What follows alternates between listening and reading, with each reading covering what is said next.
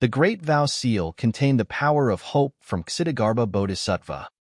He swore that he would only attain Buddhahood if hell was empty and all living beings were liberated. His tremendous willpower could even subdue hell, let alone a 3D golden crow. Against the Great Vow Seal, the speed of the 3D golden crow was completely useless. Golden Feather seemed to be frozen in midair and could only watch helplessly as the green flames engulfed him. Ah! Golden Feather shrieked in the flames. The 10,000 races were shaken. Many cultivators were invigorated as well. Mingzhan had won this battle. Furthermore, he had won against the Golden Crow race despite his lower cultivation realm. Mingzhan's expression was unchanged when he heard Golden Feather's tragic cry in the flames, and he had no intention of stopping. Abbot Huishun of Dipankara Monastery looked worried. "That's enough." Suddenly, the 8th prince said coldly. Mingzhan was unmoved. "You must have a death wish." Suddenly, the 8th prince vanished from the spot. The moment he said that, he had already arrived before Mingzhan and reached out to grab the ladder. Before the palm descended, it transformed into the sharp claws of the Golden Crow race. Ah! A wave of shock and astonishment could be heard from the crowd. The 8th prince, a half-martial ancestor, had attacked. This was no longer a minor realm difference. This was a suppression of cultivation realm. Mingzhan was extremely calm and his blood chi surged, raising him to the tsunami blood realm instantly. He punched the 8th prince heavily in the palm. Bang! Mingzhan shuddered and grunted dully, staggering 3 steps back with a pained expression. With every step, a deep footprint would appear on the ground. The strength of a half-martial ancestor was way too terrifying, let alone one of the Golden Crow 10 princes. It was as the cultivators had expected. Even if Mingzhan defeated Golden Feather, an even stronger primordial race being would stand out. The arrival of a half-martial ancestor of the primordial races was something that no one in the same cultivation realm could match. "Little monk, have a taste of my sun essence fire." Suddenly, the 8th prince opened his mouth and spat out a blazing golden flame that surged over. Mingzhan had a grim expression and could only give up on killing Golden Feather. Retracting his green lantern, he channeled a green flame and burned it towards the 8th prince's sun essence fire. This time round, the green flame was devoured by the sun essence fire almost instantly. This sun essence fire contained a trace of divine power. Mingzhan's green flames could not defend against it at all. The sun essence fire engulfed Mingzhan, and he had nowhere to retreat. He took a deep breath of air and suddenly assumed a lotus position on the ground, chanting a sutra. Instantly, a golden light emanated from his body. That was the Ksitigarbha true body. The sun essence fire engulfed Mingzhan and burned him continuously. Mingzhan clasped his palms together, and his body was filled with golden light. He sat in the flames and channeled his essence spirit to defend with all his might. Hee. The 8th prince sneered coldly. "Let's see how long more you can last." The 8th prince's spirit consciousness was vast and his dermic powers were boundless as they surged continuously into the sun essence fire. The flames blazed and climbed more than 100 feet into the air. It intensified and surged with a blinding golden light, engulfing Mingzhan's figure before long. The excited crowd gradually calmed down as they looked at the ball of flames. Many cultivators looked dejected. Is there anyone else from the human race? The 8th prince's aura was torrential as he stood in midair and looked down at the 10,000 races with disdain. "Who dares to stand out and fight me?" No one replied. "What a bunch of trash." The 8th prince spat with a disdainful expression and sneered. "The fortune of the human race is depleted and the era of the ancient emperors have passed. There's only you bunch of weak and cowardly people left. You're not worthy to be the masters of Tianhuang mainland." Every single sentence from the 8th prince seemed to pierce the hearts of many cultivators. Some were frustrated, some were indignant, and some were affronted. However, no one could step forward. That was because many cultivators knew that even if they stood out, they would be killed by the 8th prince easily and would only humiliate themselves. They could not defend at all. If humans are not worthy, a feathered lowlife like you is even less worthy. A cold voice sounded from outside, causing an uproar. Chapter 1558, Domineering Asura. Chapter 1558, Domineering Asura. Feathered lowlife. Who in this world would dare to call the golden crow race a feathered lowlife? Was he truly not afraid of death?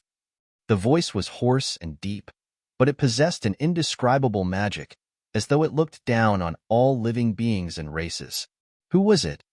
Who would have the guts? Who would have such boldness? All the cultivators turned towards the voice. Not far away, a cultivator with white hair walked over slowly with a cold expression. His eyes were pitch black, and he dragged a saber that was coiled with fiend chi in his right hand. Asura. It's the Asura, Yin Beichin. The crowd exclaimed. Under normal circumstances, the titular disciple of Asura sect was the Asura, while Yin Beichin had already left the sect. However, in this generation, in the hearts of all the cultivators in Tianhuang mainland, no matter who the titular disciple of Asura sect was, there was only a single person who was the Asura. This was the only person who was worthy of the title Asura as well. Many cultivators looked relieved when they saw who it was. The Asura was probably the only one in the world with such guts. The Asura was the only one with such boldness. The Asura was the only one who dared to say the words feathered lowlife in front of the golden crow race. Asura?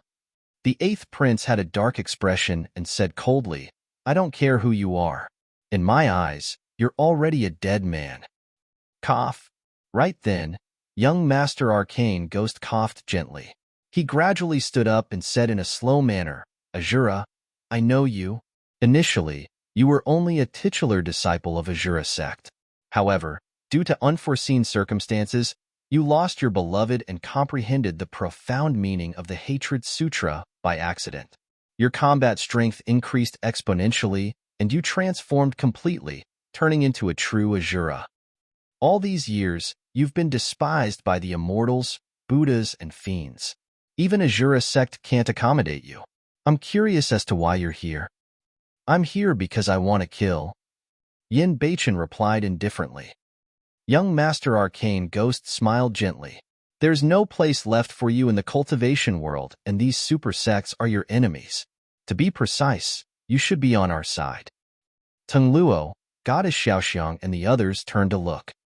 Everyone could clearly tell that young Master Arcane Ghost was trying to rope Yin Beichin in.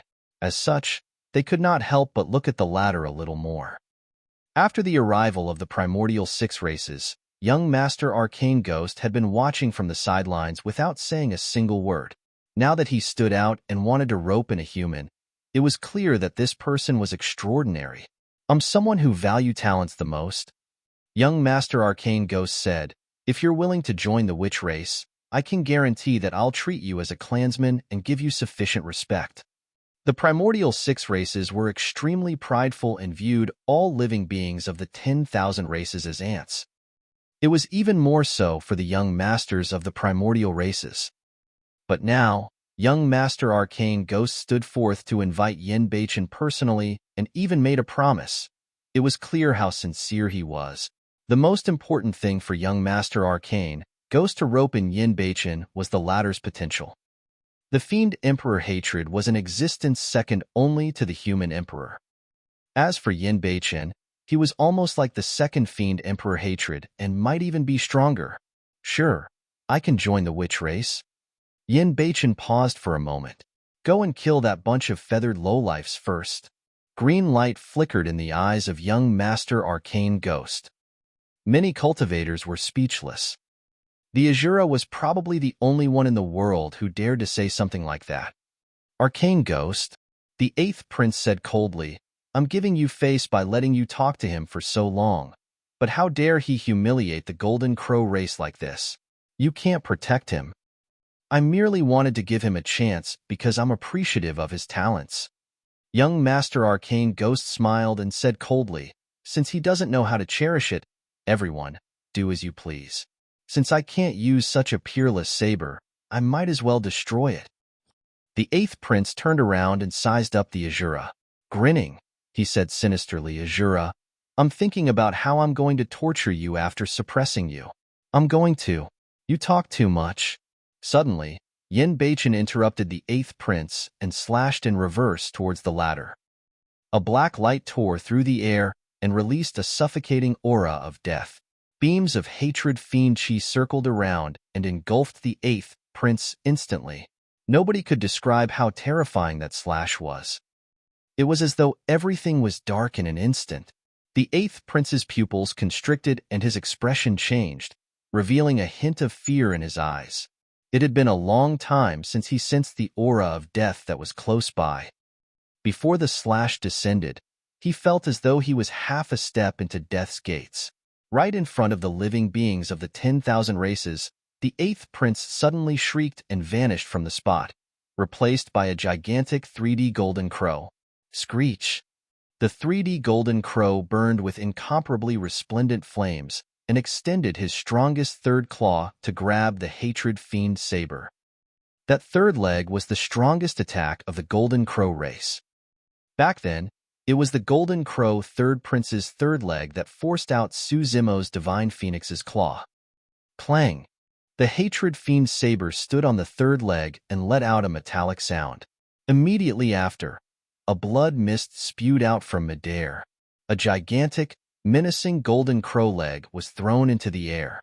At the same time, the 8th prince's tragic cry sounded.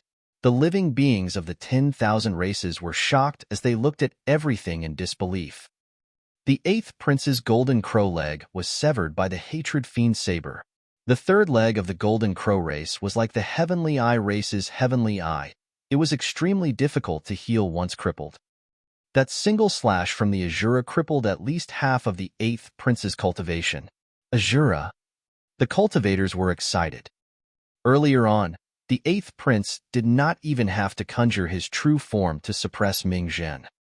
But now that the Asura had descended, even though the 8th prince had reverted to his true form, he was still severely injured.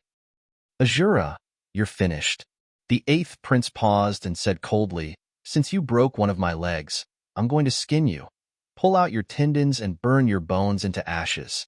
I'll imprison your soul and torture you for 1,000 years. Yin Baichen's expression was unchanged, as though he had not heard anything. After slashing out, he did not stop at all and descended once more like a shadow. When he saw that, the 8th prince was scared out of his wits. Not good. The 8th prince was terrified. This person wants to kill me. It was no wonder why the 8th prince was careless. He truly had not expected the Asura to be so bold as to hunt him down relentlessly after severing a leg. Even the other primordial races had not expected this, let alone him. The 8th prince was backed by the entire Golden Crow race and the primordial 6 races.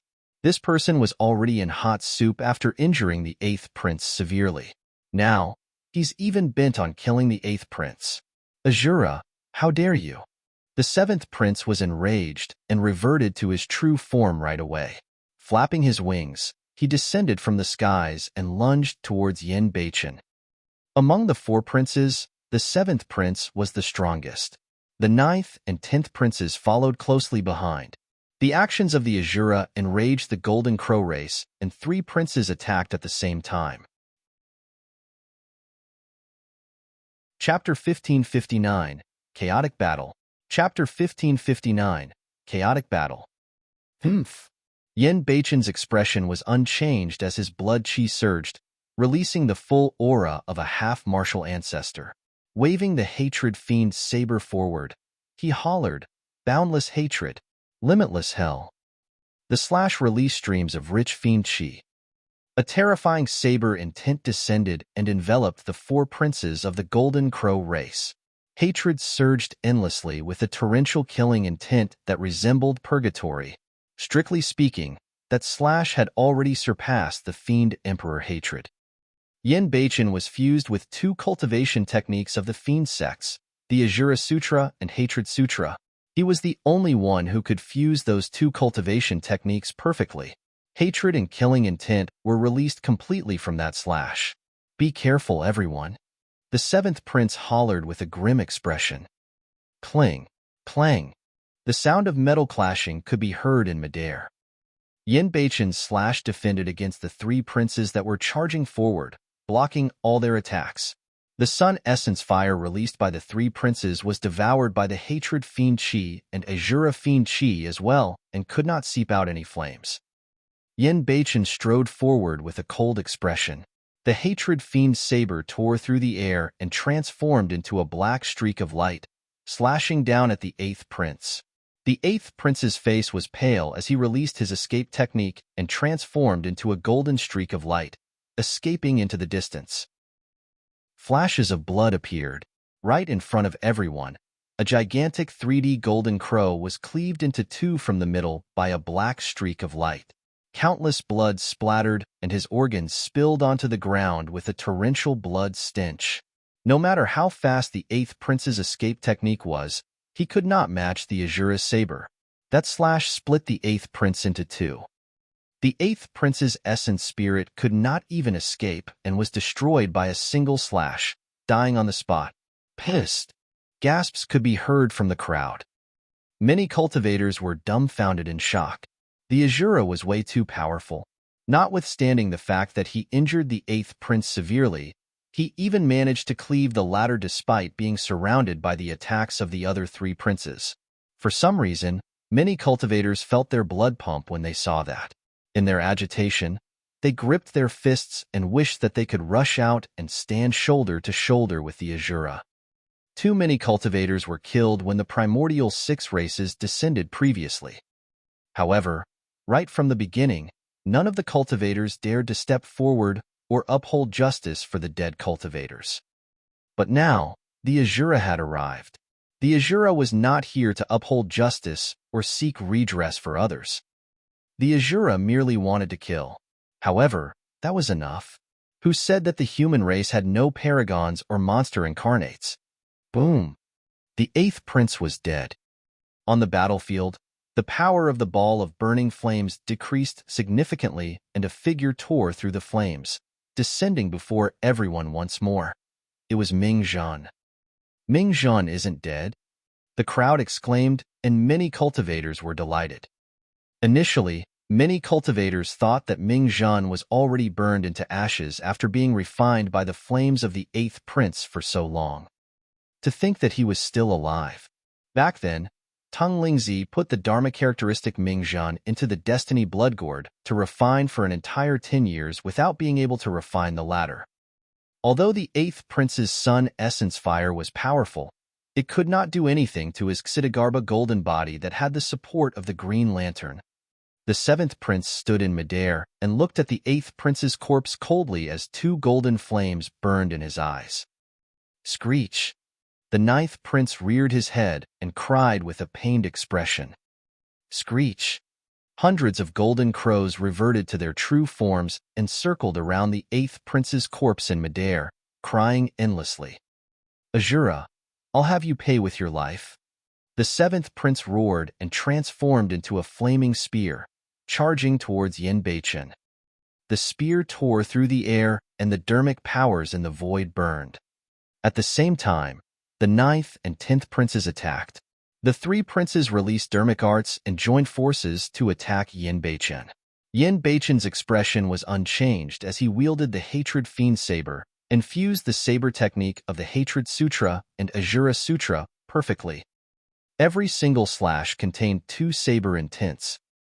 Even the 3 princes did not dare to take it head-on and had to avoid it. For a battle of this level, even Ming Zhan could not interfere, let alone others. Humph! Ji Chengtian sneered. The Golden Crow race sure is shameless. Earlier on, they were even talking about a fair fight. The moment they saw that they could not win, they joined forces. No worries. Lung Ro said slowly, the Asura is way too strong. Even with the combined forces of 3 Golden Crow princes, they are suppressed by him. Screech! The 7th prince cried once more. The situation on the battlefield changed instantly. As though they had received an order, the hundreds of 3D golden crows spiraling in the firmaments attacked one after another, spitting out streams of sun essence fire that burned towards Yin Baichen. The crowd was in an uproar. This was no longer a group attack of 3 people. They were gathering the strength of a race to annihilate the Asura. Ming Jun took a deep breath and joined the battlefield once more, fighting against a golden crow. A girl in pink strode out from the fiend sect's pure maiden sect. She removed her veil and smiled at a golden crow. A boom sounded in the golden crow's mind and his eyes widened instantly, mesmerized by the girl in pink's smile. The girl in pink was the pure maiden of the fiend sects, Demoness G. Demoness G's eyes shone brightly as she said gently, "Go and kill him." Demoness G pointed to another 3D golden crow beside the golden crow and ordered. When the golden crow that was bewitched by her heard that order, his eyes revealed a conflicted expression as he frowned and fell into pain. Demoness G frowned slightly. Although her bewitchment technique could bewitch the 3D golden crow, it triggered the bottom line in the latter's heart by asking him to kill his fellow clansmen. Kill? Two 3D golden crows noticed that and charged towards Demoness G. If it was a one-on-one fight, Demoness G's bewitchment technique could definitely unleash an extremely terrifying might. For example, even if she could not order the 3D golden crow earlier on to kill his fellow clansmen, Demoness G could kill the golden crow with ease. However, against the envelopment of hundreds of 3D golden crows, the power that Demoness G could release was limited as well. She could only hold back a few 3D golden crows with her exquisite steps. However, it was almost negligible against hundreds of 3D golden crows. Boom! An incomparably thick golden rod descended from the skies and smashed onto the back of a 3D golden crow, shattering it into pieces. The essence spirit of the 3D golden crow fled but was held down by a black basket filled with holes that descended from the skies. Beams of golden light burst forth and raging flames burned in the black iron basket, burning the golden crow's essence spirit into ashes instantly. At this point of the battle, another 3D golden crow had fallen. Chapter 1560. Kill, kill, kill. Chapter 1560. Kill, kill, kill. All living beings were shaken. Up till this point of the battle, only the Asura had the power to kill the golden crow race, and he was the only one who dared to do so. To think that another 3D golden crow would die on the battlefield. Countless gazes looked over. 5 figures descended from the skies and entered the battlefield to fight against many 3D golden crows. The most striking thing was an ape that was dozens of feet tall with long fur all over its body. Its eyes were bloodshot as it thumped its chest and stomped its feet, roaring into the skies as it waved its golden rod with a torrential demonic chi. The gigantic ape was extremely tough and violent.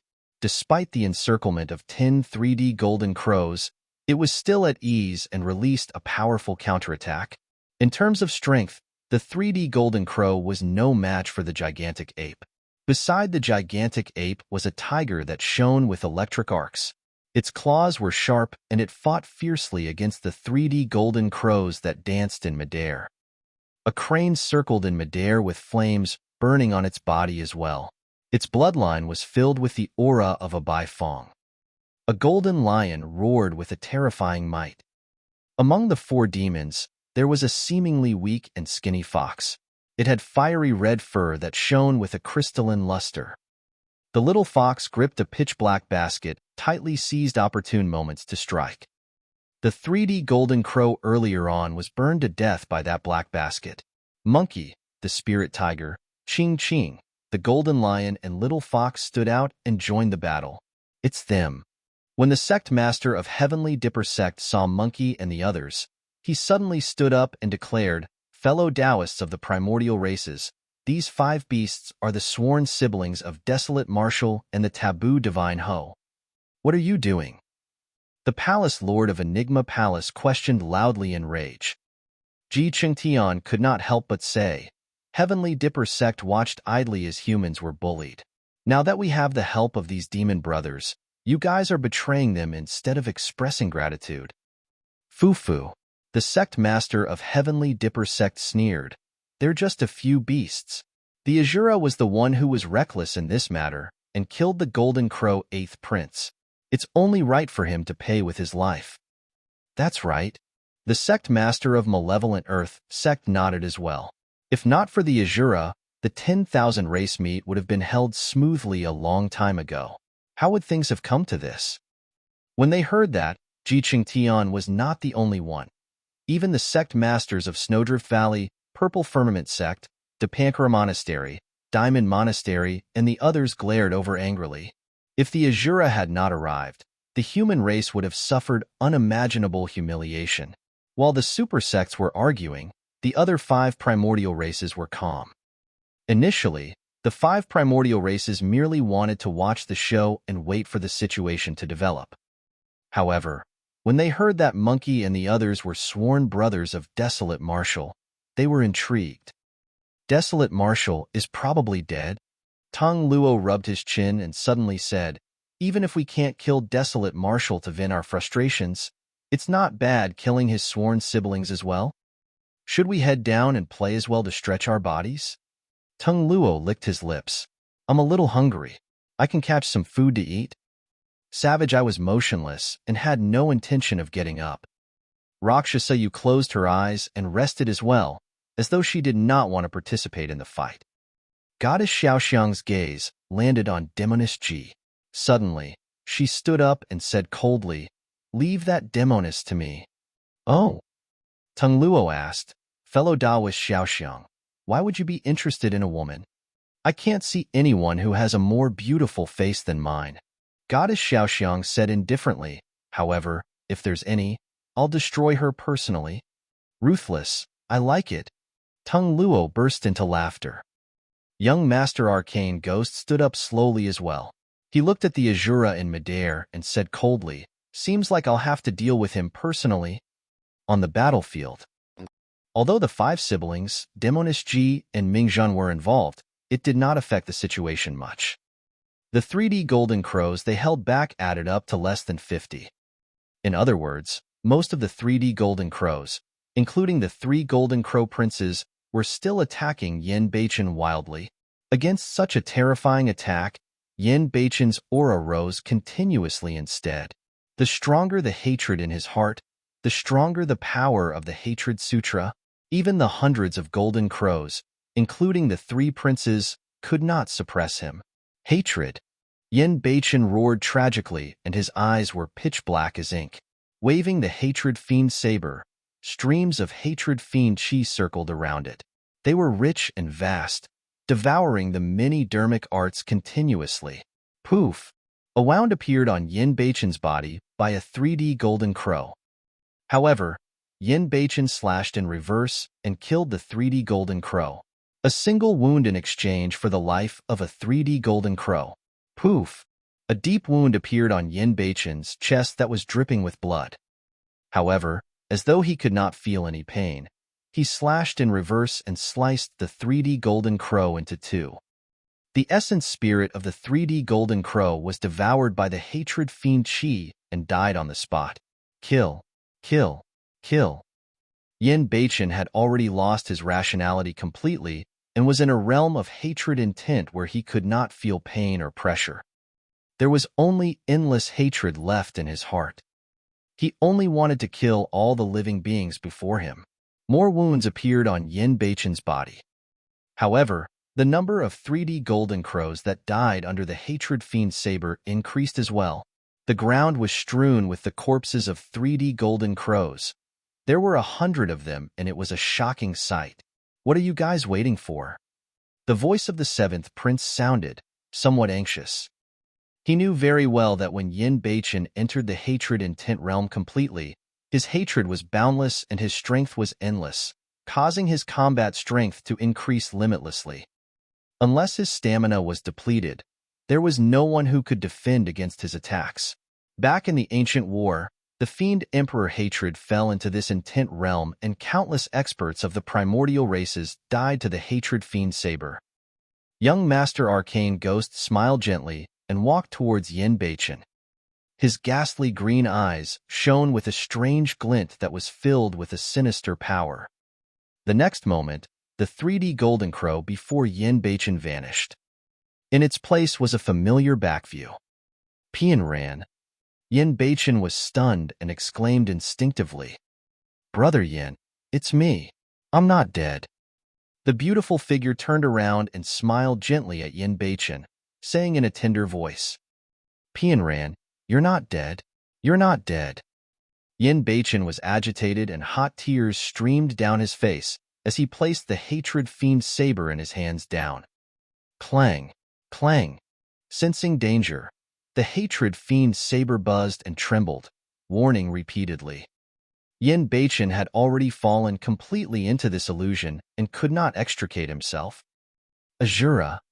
Upon noticing that, Demoness G looked anxious. In a flash, she wanted to rush to Yin Beichen's side and help him out of the illusion. Right then, a figure appeared in front of Demoness G.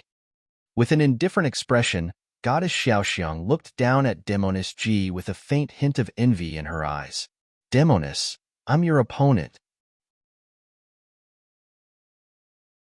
Chapter 1561, Imminent Danger. Chapter 1561, Imminent Danger. Demoness G's heart skipped a beat. Goddess Xiaoxiang was not an ordinary god race being. She was the strongest monster incarnate of the god race in recent years. Demoness G could not divert her attention to worry about the Asura after being targeted by such a monster incarnate of the god race because her situation had turned extremely dangerous as well.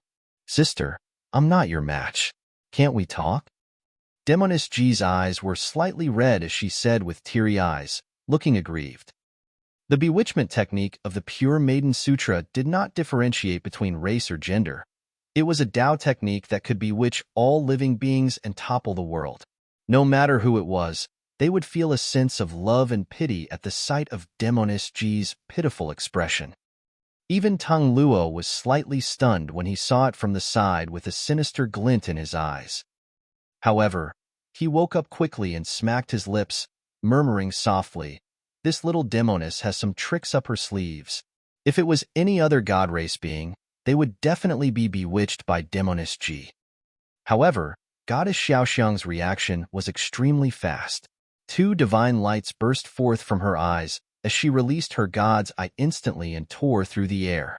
The descent of the visual technique instantly broke the intent created by Demoness G. Demoness G used the exquisite steps and avoided the two visual techniques by a hair's breadth. Her pink dress was sliced by the two divine lights and its hemline turned into nothingness. Demoness G was secretly alarmed. Pure Maiden sect specialized in bewitchment techniques, but they were ordinary in terms of blood chi and physique. If the two divine lights landed on her, they would probably penetrate her body. Boom! Goddess Xiaoxiang strode forward and threw a punch towards Demoness G. Golden light burst forth, and the void trembled before her punch even descended. It was truly hard to imagine that such a woman could release such ferocious power with a casual punch. Demoness G did not dare to take it head-on and dodged in a flash. Goddess Xiaoxiang sneered coldly, and her blood chi surged. Beams of golden light emanated from her body as she chased relentlessly like a god. The god race was ranked at the top of the primordial 9 races in terms of physique and blood chi. As a monster incarnate of the god race, Goddess Xiaoxiang's physique and power of blood chi could suppress all paragons of the same cultivation realm. Demoness G would definitely lose if she fought head-on. Therefore, from the beginning, Demoness G had already made use of the exquisite steps to dodge continuously. Although Goddess Xiaoxiang's attacks were ferocious, she could not lock onto Demoness G, and her attacks missed repeatedly. Exquisite steps came from Fairy Linglong, and was no small feat. Even Goddess Xiaoxiang could not do anything to Demoness G right away. On the other side, Yin Beichen was affected by young Master Arcane Ghost's essence spirit and fell into an illusion. He was unable to extricate himself, and it was extremely dangerous. Even with the constant warning from the hatred fiend saber, Yin Beichen could not wake up. The cultivation of the witch race's essence spirit was the most terrifying. Young Master Arcane Ghost was a terrifying existence who could control one's heart. His attack this time round was even more terrifying than the hundreds of 3D golden crows. It was like a viper in the darkness that bit Yin Beichen on the vital spot. There was no way external forces could break through the hatred intent. Even if the primordial 6 races attacked together, they wouldn't be able to distance Yin Beichen from the hatred intent. The only way to break through the hatred intent was by targeting Yin Beichen personally. Qin Pianran was Yin Beichen's only flaw. Clang, clang. Suddenly, the hatred fiend's saber broke free from Yin Beichen's palm and transformed into a black streak of light that circled around him, blocking all the incoming dermic weapons. Immediately after, the hatred fiend's saber turned its blade and stabbed into Yin Beichen's chest. The slash pierced Yin Beichen's chest. What happened? The fiend's saber killed its master? Something's not right. That fiend's saber seems to be trying to wake Yin Beichen up. The cultivators were shocked when they saw that. As for Yin Beichen, who was in the illusion, he suddenly clutched his chest with a pained expression. With a dull grunt, he broke free from the illusion and his eyes gradually regained their clarity. "Thank you, brother." Yin Beichen murmured softly and gripped the hatred fiend's saber in reverse, pulling the saber out of his chest. Hatred fiend chi circled around the wound, and not a single drop of blood flowed out. Yin Beichen gripped the hatred fiend's saber once more and suddenly felt waves of weakness and fatigue. Initially, he could not feel pain or fatigue after entering the hatred intent realm. Under the stimulation of the hatred fiend chi, he fought fiercer and fiercer. But now, although he broke through the illusion of young Master Arcane Ghost, he broke free from the hatred intent realm as well and felt a sharp pain. Up till this point of the battle, he had countless wounds on his body under the encirclement of the Golden Crow race. He might not be able to hold on if the battle continued. Monkey and the others were encircled, and the situation was not optimistic for them either. Everyone was in danger. Young Master Arcane Ghost smiled gently at the 7th Prince. "The hatred intent has been dispelled. I'll leave the rest to you guys." "Thank you." The 7th Prince nodded slightly. Without the support of the hatred intent, Yin Beichen could not defend against the encirclement of the Golden Crow race. Bang! Right then, an incomparably thick blood vine tore through the air and whipped Yin Beichen heavily on the chest, sending him flying. "Ha ha ha ha." Tung Luo's laughter sounded. "Arcane Ghost, you've already had your fill, but I've yet to attack." When he saw that, the Palace Lord of Enigma Palace was enraged and could no longer hold it in as he hollered, "Tung Luo, are the primordial 6 races going to give complete disregard to the rules? You guys clearly said that it's a one-on-one battle. When you guys saw that you could not win, you used an entire race to try and suppress the Asura. Now, the Bloodvine, God, and which races are even attacking together as well. What's the meaning of this?" "That's right." The Valley Master of Snowdrift Valley slammed the table and stood up, saying in a deep voice, "All the living beings of the 10,000 races are here. How can the 10,000 races be convinced by your primordial 6 races' overbearing nature of reneging on your words without any regard for the rules?"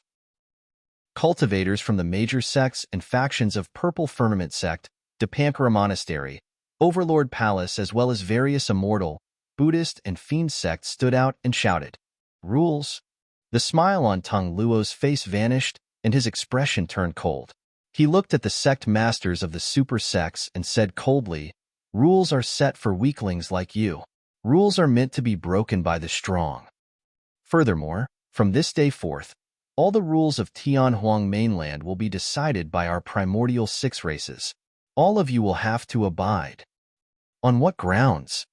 A cultivator was indignant and could not help but grumble. "The primordial 6 races aren't the ones calling the shots in Tianhuang mainland right now." A blood vine suddenly burrowed from the ground beneath the cultivator's feet and pierced his chest.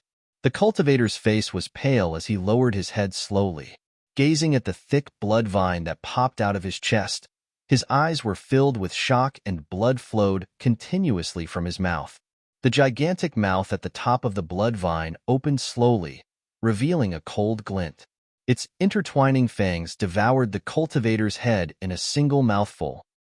Its fangs closed and it almost snapped the cultivator's neck, causing blood to spew out. Right in front of everyone, the blood vine twitched and devoured the cultivator before long. The endless essence blood surged into Tang Luo's body, through the thick blood vine. Suddenly, strange blood scars appeared on Tang Luo's face and crawled all over his face like spider webs before vanishing. With a ferocious expression, Tang Luo stuck out his grisly red tongue and smacked his lips, grinning. What fresh meat! It's way too delicious.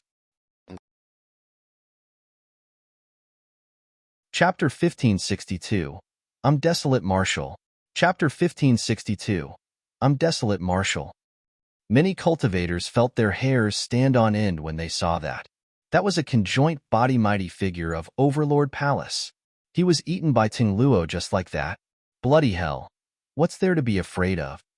The Palace Lord of Overlord Palace could no longer hold it in and withdrew a gigantic spear from his storage bag, propping it heavily on the ground as he shouted. The reason why we of the Fiend sex cultivate is because we want freedom and be carefree. If we have to live life so restrictedly right now, we might as well fight with our full strength. Even if I have to die, I want to die in a spectacular manner. That's right. The sect master of Asura sect stood out as well and said coldly, at most, we'll just die. Who doesn't die? Even if you're an emperor, you won't live together with heaven and earth and the sun and moon. You'll die of old age one day. Among the 7 Fiend sects, Overlord Palace, Asura sect, and Pure Maiden sect stood out. The sect master of Purple Firmament sect stood up slowly and said in a deep voice, "What's the point of living forever if you have to endure such humiliation?" Immediately after, from the immortal sects, Snowdrift Valley and Soaring Feather sect stood out. All the Buddhist monks stood up. Among the 5 heretical doctrines, Little Fatty of Tomb sect and Shurjian of Puppet sect stood out as well. All the cultivators of the 4 unorthodox groups rose. The Nangong and Biming aristocratic families of the 3 ancient aristocratic families stood out. Many cultivators of Enigma Palace advanced. Instantly, everyone was worked up as powerful figures from the human race soared into the air one after another, releasing incomparably domineering auras to fight against Ting Luo. The primordial 6 races had descended and massacred humans wantonly. The cultivators had nowhere to vent the rage in their hearts and could not hold it in any longer. Humans were not all cowards. The storyteller had once said that the cultivation world merely lacked a true expert who could rally and lead the human race. Now, the sect masters of Overlord Palace and Asura sect stood out. That scene seemed to have caused a chain reaction as cultivators stood up one after another. Many cultivators felt their blood boiling as they looked at Ting Luo and the other bloodvines with murderous auras. Their initial fear had long been forgotten. Oh my! Tung Luo's gaze intensified as he grinned excitedly. Why? Do you bunch of ants want to defy the heavens? I'd advise you guys to calm down. Right then, the sect master of Heavenly Dipper sect said coldly, all of you are merely hot-headed and impetuous right now. Don't regret it when you get severely injured and die a moment later. It'll be too late by then. Just as the blood of the cultivators was boiling, someone threw a wet blanket over them. Hee hee. The Valley Master of Snowdrift Valley sneered. Lang Qing, we're both sect masters of immortal sections. It's truly a humiliation for me to share the same status as someone like you. The sect master of Malevolent Earth sect said, Fu, I think that fellow Taoist Lang Qing isn't wrong. He was merely reminding you guys out of goodwill not to fight against fellow Taoists of the primordial 6 races. The island master of Penglai Island crossed his arms and sneered, since you guys have a death wish, don't blame us for watching idly. How shameless. Little Fatty scolded angrily, Penglai Island has already submitted to the primordial 6 races, right? The island master of Penglai Island had a calm expression.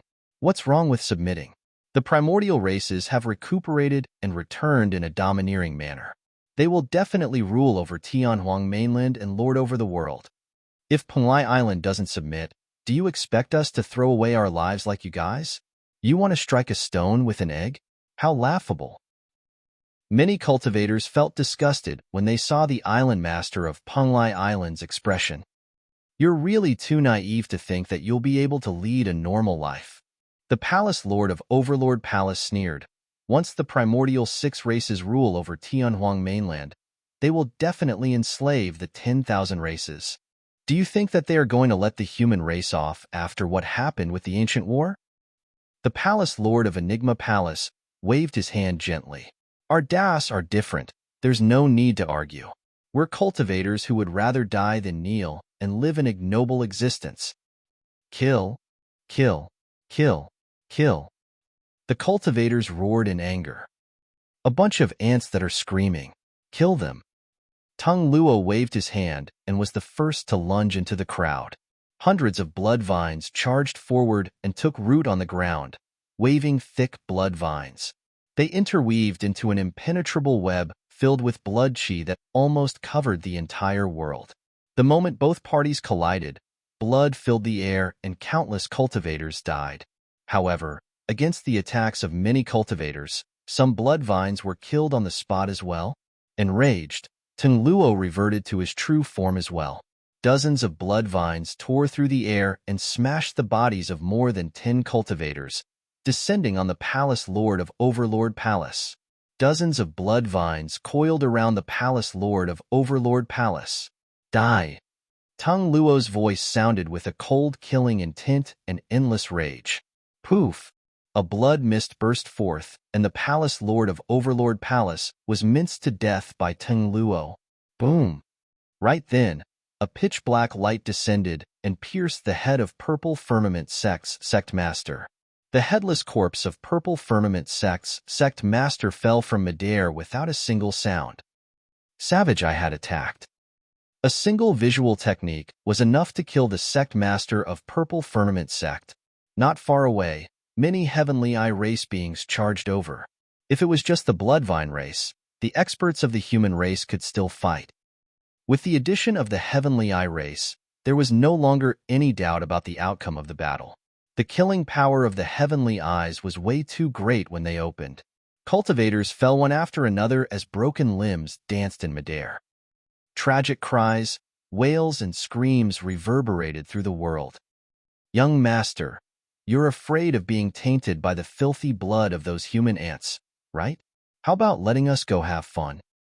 Some Rakshasas could not hold it in any longer and were tempted. Rakshasa Yu sighed internally and closed her eyes, nodding. In her opinion, the human race was doomed even if the Rakshasa race did not attack. Howl! A series of green-faced and Rakshasas with bared fangs danced in midair, wielding curved sabers as they streaked through the crowd. Everywhere they passed, a blood storm would break out. The addition of the Rakshasa race caused the human cultivators' formation to collapse instantly. Finally, some cultivators could not withstand it and started escaping into the distance. Fear was contagious. The second, the third. There was no way to stop the collapse of the situation. Many cultivators began to flee. However, nobody could escape from Enigma Palace against the pursuit of the Rakshasa and Golden Crow races. Not a single person. Oh! Transforming into his human form once more, Tung Luo stood in midair and looked at the many cultivators who were fleeing with excited expressions. He was even chewing a large piece of flesh as he laughed wildly. Cowardly ants, come and fight. Ha ha ha ha. Many primordial races roared in laughter as they slaughtered. Tung Luo's blood vines pierced Ji Chengtian's chest and lifted the ladder slowly towards him as he laughed menacingly. Paragons of the human race? Monster incarnates of the human race? All of you are a bunch of trash. Ji Chengtian's face was pale as he spat out blood repeatedly. However, there was no fear in his eyes as he said slowly, if the human race's Desolate Marshal is around, we'll kill you guys like dogs. Tung Luo's expression darkened. That name was a huge humiliation for the Bloodvine race. That's right. The Valley Master of Snowdrift Valley dragged her severely injured body and said sternly, if Desolate Marshal was around, the young masters of your primordial 6 races would be a joke. In the eyes of my bro, the primordial 6 races are the ants. You guys are the trash. Little Fatty hugged the severely injured Shijian and howled with teary eyes. Desolate Marshal? Tung Luo sneered. Our primordial 6 races are gathered here. If he hides obediently, he can still live for a few more days. If he dares to appear, I'll let him know who's the true expert and who's invincible among his peers. Swoosh! A cold beam tore through the air and arrived instantly, piercing towards Ting Luo's glabella. Watch out! Suddenly, Savage Eye hollered. Tung Luo's expression changed. The cold beam was way too fast. By the time he realized, the cold light had already descended. In fact, he did not even have time to revert to his true form and could only raise his palm instinctively. Poof! The cold light pierced Ting Luo's palm and punctured through his glabella, penetrating his head. Stained with blood, the momentum of the cold light was still present as it created a gigantic hole of blood in the wings of another Rakshasa. The tremendous power exploded the Rakshasa's wings. The Rakshasa let out a tragic cry and fell from midair.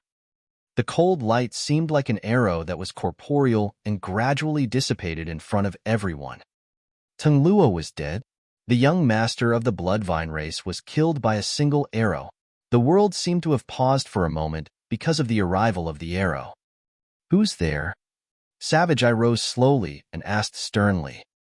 A cold voice descended and reverberated through Enigma Palace in a deafening manner. I'm Desolate Marshal. Chapter 1563, 5 Arrows.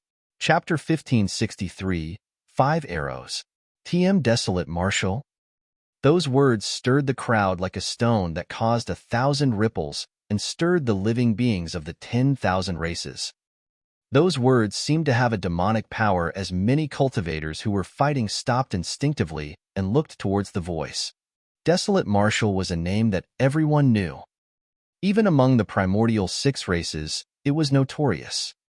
In the Battle of Myriad Phenomenon City, the primordial races knew that a monster incarnate of the human race had been born. In fact, he could even fight against the Rakshasa and God race at the Golden Core realm.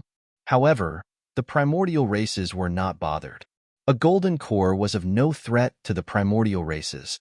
It was only after the Battle of Heaven and Earth Valley that the name Desolate Marshal spread through the primordial 6 races. This attracted the attention of the primordial 6 races, and they released their killing badges one after another, wanting to kill Desolate Marshal.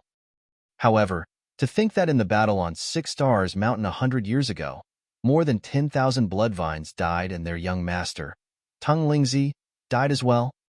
However, Desolate Marshal vanished from Tianhuang mainland, and there was no news of him ever since. The young masters of the primordial races such as young Master Arcane Ghost, Goddess Xiaoxiang, and Savage Eye were extremely proud and confident they had no fear towards Desolate Marshal. In their opinion, even if Desolate Marshal was alive today, he would definitely not dare to appear at the 10,000 race meet. With the primordial 6 races and the killing badge still present, if Desolate Marshal dared to appear, it would be equivalent to walking into his own grave. However, they had not expected Desolate Marshal to truly come. Furthermore, the moment he appeared, he killed the new young master of the Bloodvine race and shot down a Rakshasa. Young Master Arcane Ghost had a grim expression. Goddess Xiaoxiang frowned as well. Even they might not have been able to escape unscathed from that arrow earlier on. In the chaotic battle, none of them noticed the arrow. Only Savage Eye managed to notice the danger with his powerful senses and gave out a warning, but it was too late. Tung Luo was already a dead man. With Long Ro's help, Ai Chengtian pulled out the bloodvine that pierced his chest. Although his face was frightfully pale, he looked excited. Zimo is here. That's right, he's here. Lung Ro nodded as well. Don't worry, these primordial races won't be able to cause much trouble with Zimo around. First, little Fatty could not help but laugh and roar. Silly Jian, take a look. Bro is here.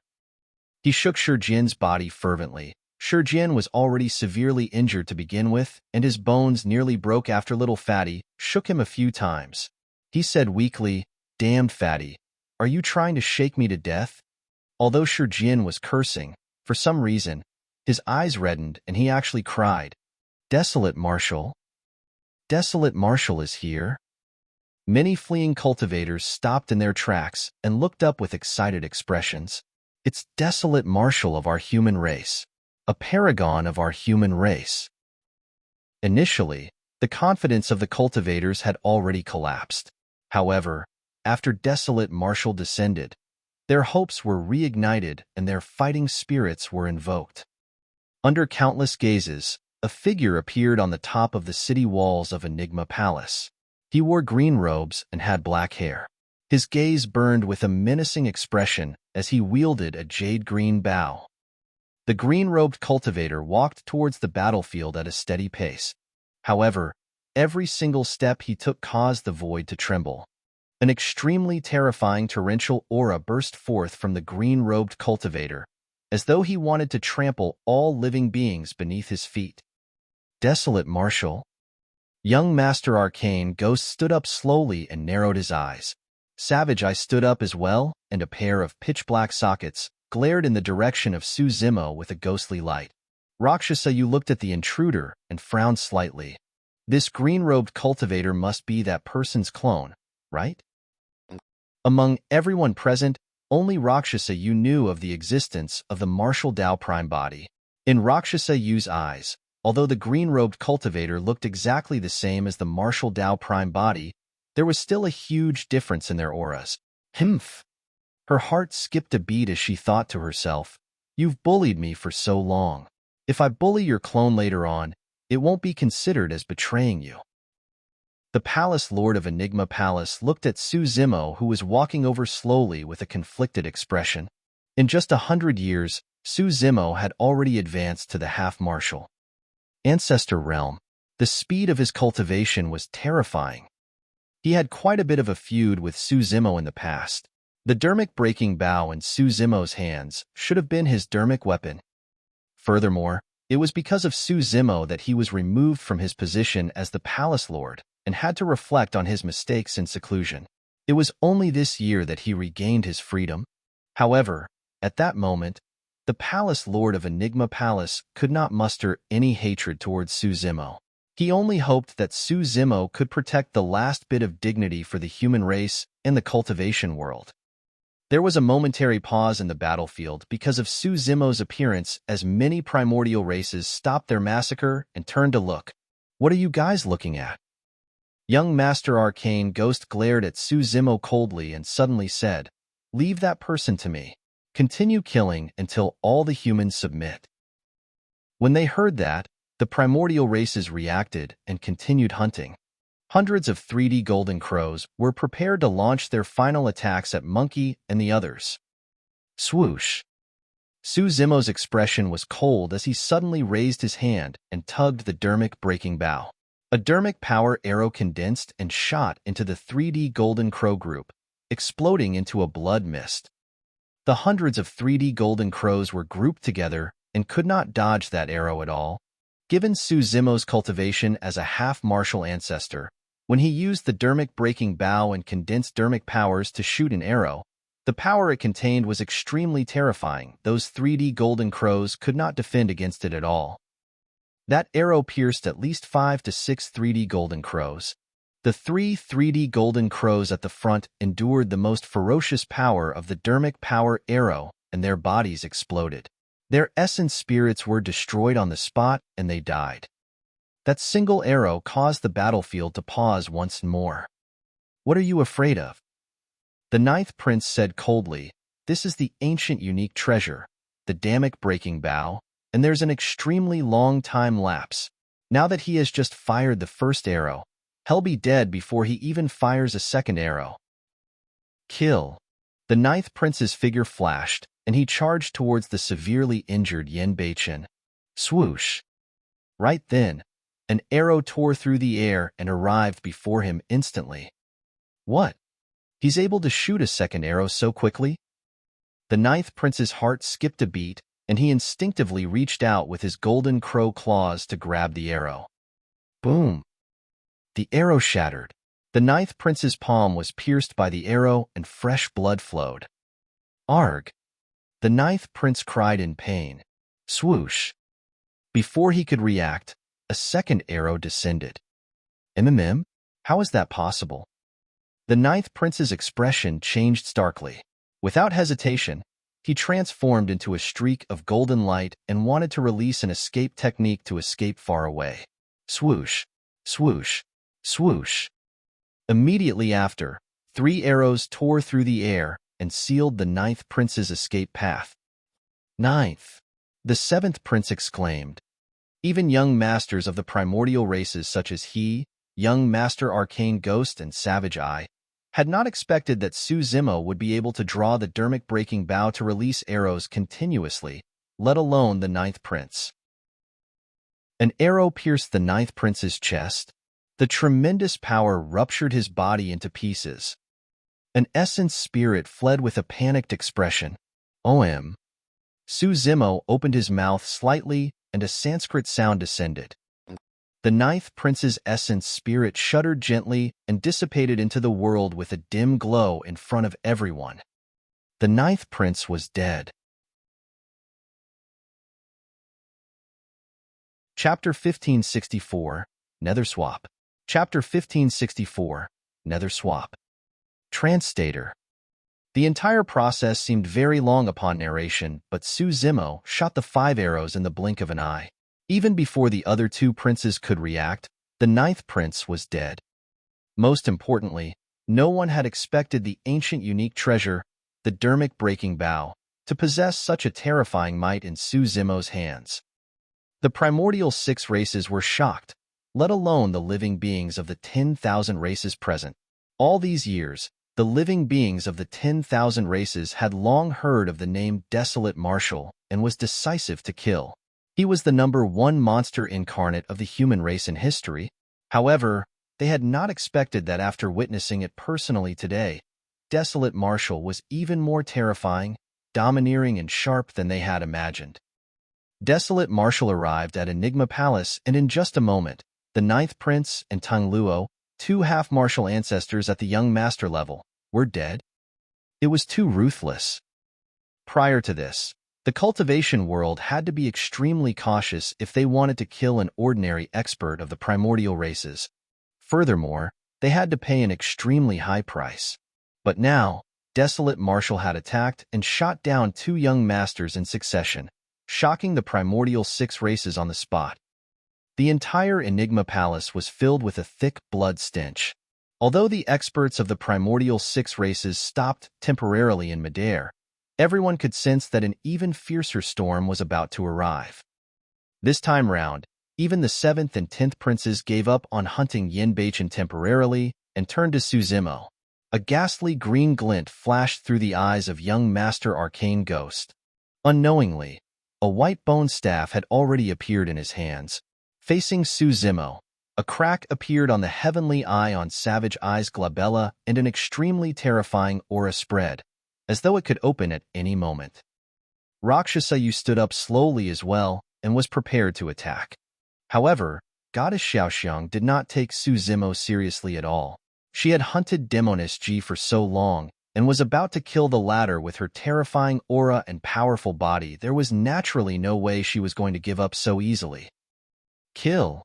Suddenly, the 7th prince let out a long howl and transformed into a golden streak of light, using shuttling around the world to circle Suzimo in an unfathomable manner.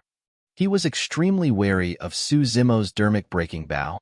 This was the only way he could avoid being targeted by the dermic-breaking bow. That long howl was like a war horn that triggered a new bloodbath. The experts of the primordial 6 races charged into the crowd of cultivators from Snowdrift Valley, Overlord Palace, Depampara Monastery, and massacred once more.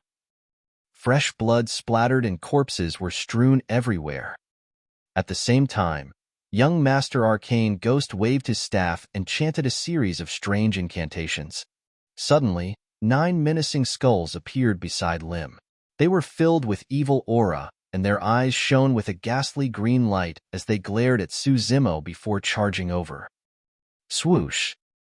A figure tore through the air at an astonishing speed and arrived before Suzimo in the blink of an eye. She reached out with her slender hand and struck Suzimo's shoulder. Only the Rakshasa race could release such a terrifying speed. As for Rakshasayu, she was the young mistress of the Rakshasa race and was even faster. She clearly held back and did not summon her destiny dermic weapon or attack Suzimo fatally, merely slapping him on the shoulder. Detestable person. Rakshasa Yu glared at Suzimo and sent a voice transmission with her spirit consciousness. You've bullied me for so long. It's not overboard for me to punish your clone, right? Punish? You're thinking too much. Suzimo glanced at Rakshasa Yu indifferently. The moment the primordial races attacked, a pair of wings grew behind Suzimo, and his body shone with electric arcs. Boom! A thin crack appeared on the heavenly eye on the glabella of Savage Eye. Countless runes surged and chaotic chi spread, as though the world had just opened up and wanted to tear everything apart. A dark light descended. Although Savage Eye was the last to attack, the dark light was the first to arrive. Swoosh! Unfortunately, the moment the dark light descended, Suzimo's figure had already vanished from the spot. Ethereal wings, lightning escape, and boundless golden light burst forth at the same time as he charged out from the hands of the young masters of the primordial races. The attacks of the young masters of the primordial races missed. The young masters of the primordial races had long forgotten about the fair rules of fighting one-on-one as they attacked Desolate Marshal at the same time. Suzimo's figure had just appeared. Two figures burning with golden flames swooped down like blazing suns that wanted to incinerate all living beings. The two Golden Crow Princes found an opportunity to attack and did not give Suzimo any breathing space. However, the moment Suzimo appeared, the dermic breaking bow in his hands was already pulled. A dermic power arrow with a terrifying aura was condensed on the bowstring. Swoosh! The arrow tore through the air, and the power contained by it seemed like it wanted to pierce the two 3D Golden Crows Princes. The two Golden Crow Princes were charging towards Suzimo to begin with and could not hold back at all. It was already too late for them to dodge. The two Golden Crows attacked at the same time. Boom! The claws of the two princes grabbed the dermic power arrow at the same time and shattered it. However, the two Golden Crow Princes shuddered as well. The seventh prince was the strongest in combat and merely felt his Golden Crow leg go numb. As for the 10th prince, he was the youngest and his combat strength was weaker. That arrow caused his blood chi to surge, and the Golden Crow leg beneath his abdomen lost all sensation. Swoosh! Swoosh! Swoosh! Suzimo drew his dermic breaking bow and fired 3 arrows in succession. The first arrow was shot towards the 9 skulls that were flying over. Although the skeleton curse was powerful and evil, it was a curse technique and could not break free from the essence of dermic powers. All the dermic arts could not withstand a single blow from the dermic breaking bow. The 9 menacing skulls were pierced by the dermic power arrow. They could not even defend against the dermic power arrow for a moment. Instead, their dermic powers were absorbed by the arrow, and its aura turned even more terrifying as its speed increased. Under countless gazes, the 9 skulls vanished after the dermic power arrow passed through them. As for the dermic power arrow, it had already transformed into a gigantic spear that shone with a faint green glow and stabbed towards young Master Arcane Ghost. Fuck dash. Young Master Arcane Ghost's expression changed, and he nearly cursed given his physique and bloodline. He would most likely die if he was struck by the spear, let alone take it head-on. Nether swap. Suddenly, he hollered and released a secret skill. Waving his staff, he pointed at a witch beside him. Instantly, young Master Arcane Ghost vanished from the spot. In his place was the witch beside him. The two of them exchanged positions right in front of everyone. Although it was only a short distance shift, young Master Arcane Ghost managed to escape death from the sharpness of the gigantic spear. Nether swap was a lesser divine power. The reason why young Master Arcane Ghost was able to advance to become a half-martial ancestor was because he comprehended that trace of divine power. Right now, he could only exchange positions with those around him. He could not do anything further. However, if this lesser divine power was comprehended to its limits, there was a chance it could evolve into a supreme divine power astral swap. Power of that level was not merely as simple and limited as to swapping positions with someone else. Chapter 1565, Arrow Rain. Chapter 1565, Arrow Rain. Boom. The witch who was swapped by young Master Arcane Ghost could not react in time. In his daze, he was pierced by the gigantic spear and his body exploded, dying on the spot. That was not all the damage caused by the gigantic spear. More than 10 witches stood behind young Master Arcane Ghost. After the gigantic spear shattered the first witch's body, its power did not diminish at all, and it stabbed into the crowd. Poof, poof, poof. Flesh and blood splattered everywhere as blood mists exploded in a terrifying sight. Caught off guard, the witches suffered devastating damage. The witches who were struck head-on by the gigantic spear could not defend against it and died on the spot without any chance of survival. As for the witches who were slightly off the direct line of target, their bodies could not withstand the mere impact of the gigantic spear either and exploded on the spot. The essence spirits of the witch race were strong, but their bodies were way too weak. Some witches who reacted faster abandoned their bodies and escaped with their essence spirits. Although they survived, their bodies were gone. Many more witches were pierced by the gigantic spear on the spot. Although there were more than 10 witches, only 3 survived. Furthermore, the only thing left of the 3 witches were horrified essence spirits that trembled in midair out of fear. As for the remaining witches, they were shocked and looked at young Master Arcane Ghost frightfully. Although the dermic breaking bow was powerful, it was only a dermic power arrow at the end of the day, and the lethality it could produce was limited. The reason why the witch race suffered such a huge loss earlier on was because of young Master Arcane Ghost. It was because of the dermic art he released as well as his escape that sold out the clansmen who were behind him. Young Master Arcane Ghost's expression darkened when he sensed the gazes of his clansmen. That was merely Suzimo's first arrow. Suzimo's second arrow was shot towards Rakshasayu, who was in midair. Rakshasayu's speed was even above the 3D Golden Crow. She chuckled and flapped her wings, dodging the dermic power arrow with ease. The young masters of the primordial races were extremely wary of the dermic breaking bow. However, Rakshasayu thought otherwise. Given her speed, that lousy dermic breaking bow could not threaten her at all. As for Suzimo's third arrow, it was shot towards the incoming dark light. The dark light was a visual technique released by Savage Eye. Although Suzimo managed to dodge it, the dark light chased after him relentlessly, as though it was sentient. Boom! The dermic power arrow collided with the dark light with a loud bang. The visual technique of the Heavenly Eye race was not destroyed by the dermic power arrow. There was a trace of divine power in that visual technique. The attacks of the 5 young masters were blocked by Suzimo. Right then, Suzimo stood in midair and howled into the skies.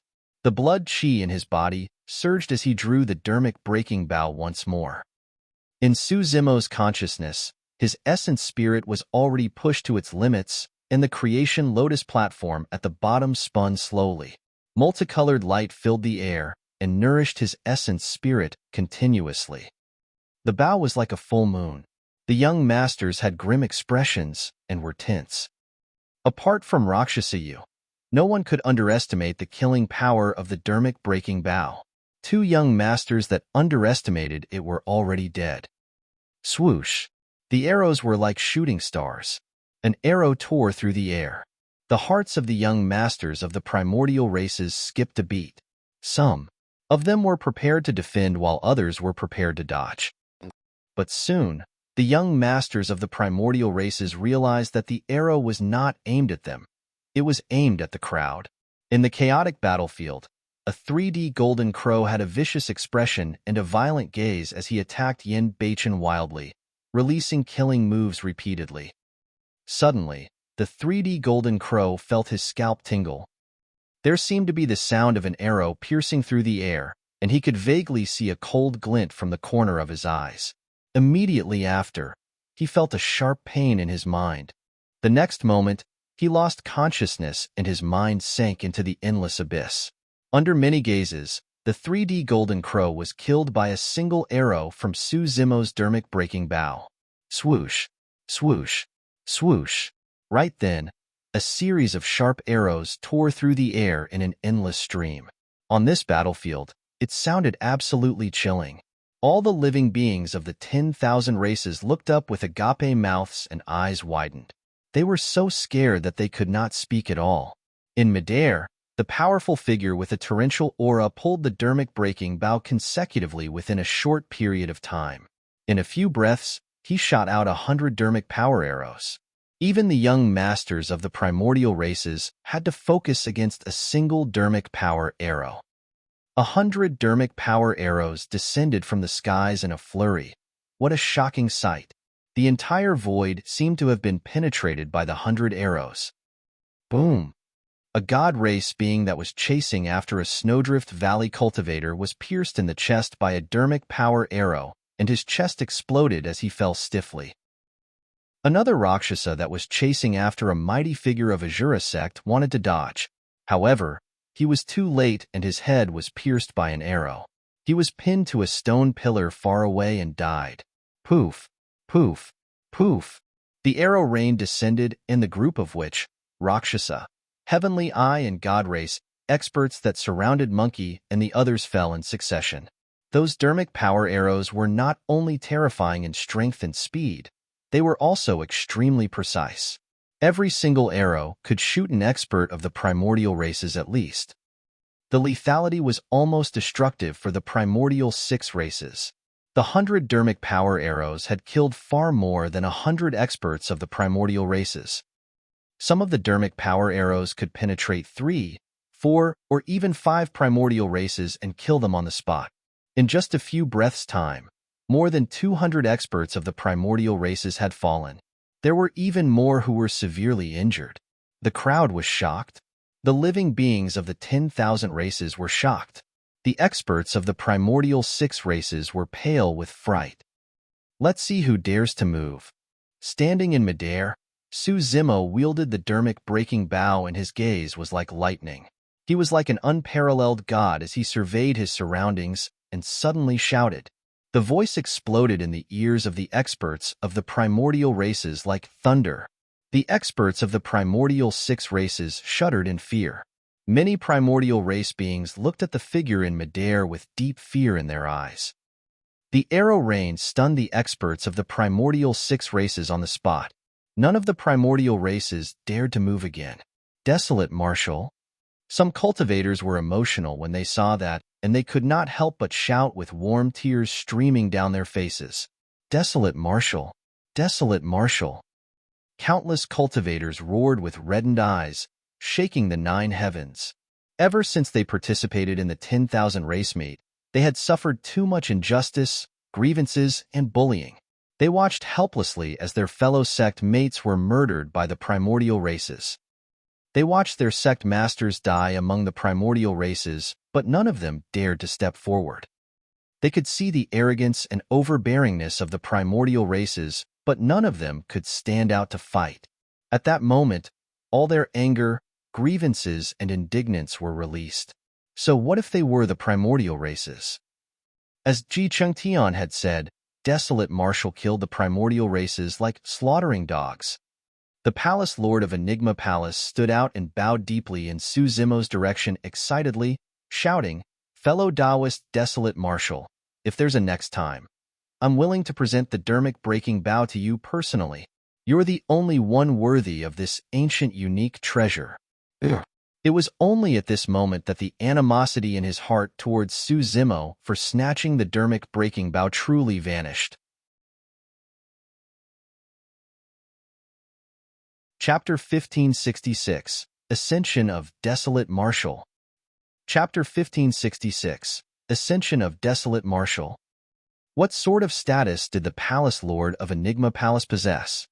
Although the two of them were at the same cultivation realm, the difference in their statuses was immense, and that bow from the Palace Lord of Enigma Palace carried a lot of weight. Right then, the Valley Master of Snowdrift Valley dragged her severely injured body and kowtowed to Desolate Marshal. Thank you for your help, fellow Taoist Desolate Marshal. Immediately after, the sect masters of Soaring Feather Sect, Depampara Monastery, and the 4 unorthodox groups stood out one after another. these were renowned and noble existences of the cultivation world. Thank you, Desolate Marshal. Many cultivators shouted in unison. It was heartfelt gratitude from everyone. That was because countless cultivators and fellow disciples would have died if Desolate Marshal had not shot that arrow rain. Most importantly, Desolate Marshal's appearance protected the last bit of dignity of the human race. At that moment, many cultivators teared up. They could vaguely see the supreme grandeur of the ancient emperors from Desolate Marshal. Right then, a cultivator said softly, "The emperors are not here, but I am." Many cultivators knew that this was what Suzimo, who was only a golden coreback in Myriad Phenomenon City, said to the god and Rakshasa race. Later on, when it spread into the cultivation world, it was mocked by the major sects and factions. It was only now that everyone knew that Desolate Marshal was the only one who could say something like that. Only Desolate Marshal was worthy of being comparable to the ancient emperors. Desolate Marshal threatened the primordial 6 races single-handedly with a bow in his hands. This scene would definitely be recorded in the books of history. Many cultivators were emotional, and the young masters of the primordial 6 races had differing expressions as well. Among them, Rakshasa had the most conflicted expression. Initially, she did not take the Green Lotus True Body and the Dermic Breaking Bow seriously. In her opinion, this was only a clone of Desolate Marshal. Given her speed, she could definitely avoid the killing power of the Dermic Breaking Bow. However, what happened earlier had completely changed her mind. If the 100 Dermic Power arrows were to shoot towards her, she would definitely not be able to escape even if she had a few more pairs of wings. I'm unable to even defeat this clone of that detestable man? Rakshasa looked at the figure in midair with a lost expression. The massive battlefield was silent. The experts of the primordial races had grim expressions and were even more cautious, waiting for an opportunity to strike. Right then, Goddess Xiaoxiang glanced sideways at the sect master of Heavenly Dipper sect not far away, and a cold glint flashed through her eyes. The 7th prince turned his gaze towards the island master of Penglai Island not far away. The sect master of Heavenly Dipper sect shuddered and suddenly stood up, shouting, "Desolate Marshal, today is the day of the 10,000 race meet. How can the 10,000 race meet continue when you're so violent and created a massacre? If the peace talks with the primordial 6 races for this 10,000 race meet fails because of you, you'll be a sinner of the human race. To hell with you." Little Fatty could not help but curse. The Valley Master of Snowdrift Valley said coldly as well, "Heavenly Dipper sect, was it the primordial races or Desolate Marshal who started a massacre today? Did more people of the primordial races die, or did more humans die?" The sect master of Heavenly Dipper sect was rendered speechless by the barrage of questions. The island master of Penglai Island stood up and said in a deep voice, "With the 10,000 races gathered, it's only normal for there to be conflicts and some fighting. Now that everyone has stopped, we can sit down and have a good talk." "Do you think you can call the shots to talk?" Suzimo glanced askance at the island master of Penglai Island. The island master of Penglai Island felt as though his heart had stopped beating after a single glance from Suzimo. A chill surged into the back of his head, and he shut his mouth immediately. At that moment, he truly sensed the aura of death. If he dared to say another word, he was certain that Desolate Marshal would definitely attack and kill him on the spot. Right then, the sect master of Chaos Essence sect stood up. "Desolate Marshal, it's understandable that you have grudges with the primordial 6 races. However, this is the 10,000 race meet. Don't implicate the entire human race just because you want to vent your emotions due to your personal grudges." What a load of nonsense, twisting the facts. The Palace Lord of Enigma Palace hollered. The sect master of Sword Sect said slowly as well, "If the young masters of the primordial races want to negotiate, I think you should stop while you're ahead, Desolate Marshal. We can sit down and have a talk." Chaos Essence Sect and Sword Sect did not express anything earlier on. Although they did not stand on the side of the primordial 6 races, they did not have the courage to fight them either. However, The sect masters of the two sects could not sit still with the appearance of Desolate Marshal. Although Chaos Essence sect said that Desolate Marshal only cared about personal grudges, the reason why the two sect masters expressed their stance was because of their personal feuds with Desolate Marshal. Oh. Suzimo raised his brow and asked, "Who the hell are you to think that you can represent the human race?" Desolate Marshal? The Palace Lord of Zephyr Thunder Palace hollered, "Don't be impudent. As the sect masters of immortal sects, how can we not represent the human race? The human race was massacred by the primordial 6 races, and yet, you few things merely saw there idly and watched with indifference. Do you think you're worthy of being called humans? If you're not even human, do you think you can represent the human race?" When he said that, the sect masters of Chaos Essence sect, Sword sect, and the others flushed red and felt their faces burn. That's right. How dare you refer to yourselves as immortal sects when you're so spineless? It's truly humiliating for us cultivators of Soaring Feather sect to be in the same league as you guys. Sword sect cultivators would rather die than submit and press forward. The current Sword sect no longer has the sharpness of the sword cultivators in the ancient era. You guys truly embarrassed your founders. Many cultivators who survived the battle earlier on sneered. When they heard that, the sect masters of Chaos Essence sect, Sword sect, and the others looked even more terrible with darkened expressions. The young masters of the primordial races sneered in midair and did not attack, merely watching the show from the side. If the human race were to fight among themselves, it would be the most advantageous for them. Desolate Marshal, don't spout nonsense. The sect master of Chaos Essence sect grit his teeth, as sect masters of the immortal sects. Foo-foo. Before he could finish, he was interrupted by a sneer from Suzimo. Let me tell you. Suzimo's gaze landed on Sword sect, Chaos Essence sect, Heavenly Dipper sect, and the other immortal and fiend sects as he said slowly, "The current cultivation world is not your world and you guys can't make the decision either. Under your lead, the human race will only be bullied and suppressed. Right here, right now, in Enigma Palace, I, Desolate Marshal, shall reign supreme. Fellow Taoists, are you willing to follow me and listen to my orders?" Suzimo surveyed his surroundings and asked loudly. "We're willing." Many cultivators yelled excitedly. "You!" The sect masters of Sword sect, Chaos Essence sect, and the others were enraged. All right. Suzimo's gaze landed on the sect masters of Sword sect, Chaos Essence sect, and the others as he said coldly, "I'll kill anyone who's unconvinced without mercy." With that, he drew the bowstring of the dermic-breaking bow. Buzz. The bow quivered and emanated a chilling, killing intent. The sect masters of Sword sect, Chaos Essence sect, Heavenly Dipper sect, and the other major sects shut their mouths and remained silent. They represented the strongest factions in the cultivation world. But now, they were completely suppressed by a single person's aura. Desolate Marshal had ascended to the peak.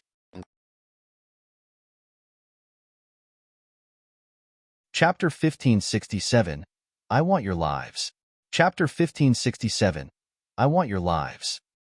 Initially, the experts of the primordial races were watching coldly from the sidelines and were waiting for the human race to fight among themselves before looking for an opportunity to kill Desolate Marshal. However, they did not expect that Desolate Marshal would intimidate the major sects and factions in the blink of an eye. Desolate Marshal, don't you humans want to negotiate with our primordial 6 races? Young Master Arcane Ghost suddenly said coldly. Actually, the primordial 6 races had no intention of negotiating with humans. They did not take humans seriously at all. Dragons did not coexist with snakes. How could gods negotiate with ants? However, at that moment, young Master Arcane Ghost had a vile intent when he said that. He wanted to give the cultivators an illusion.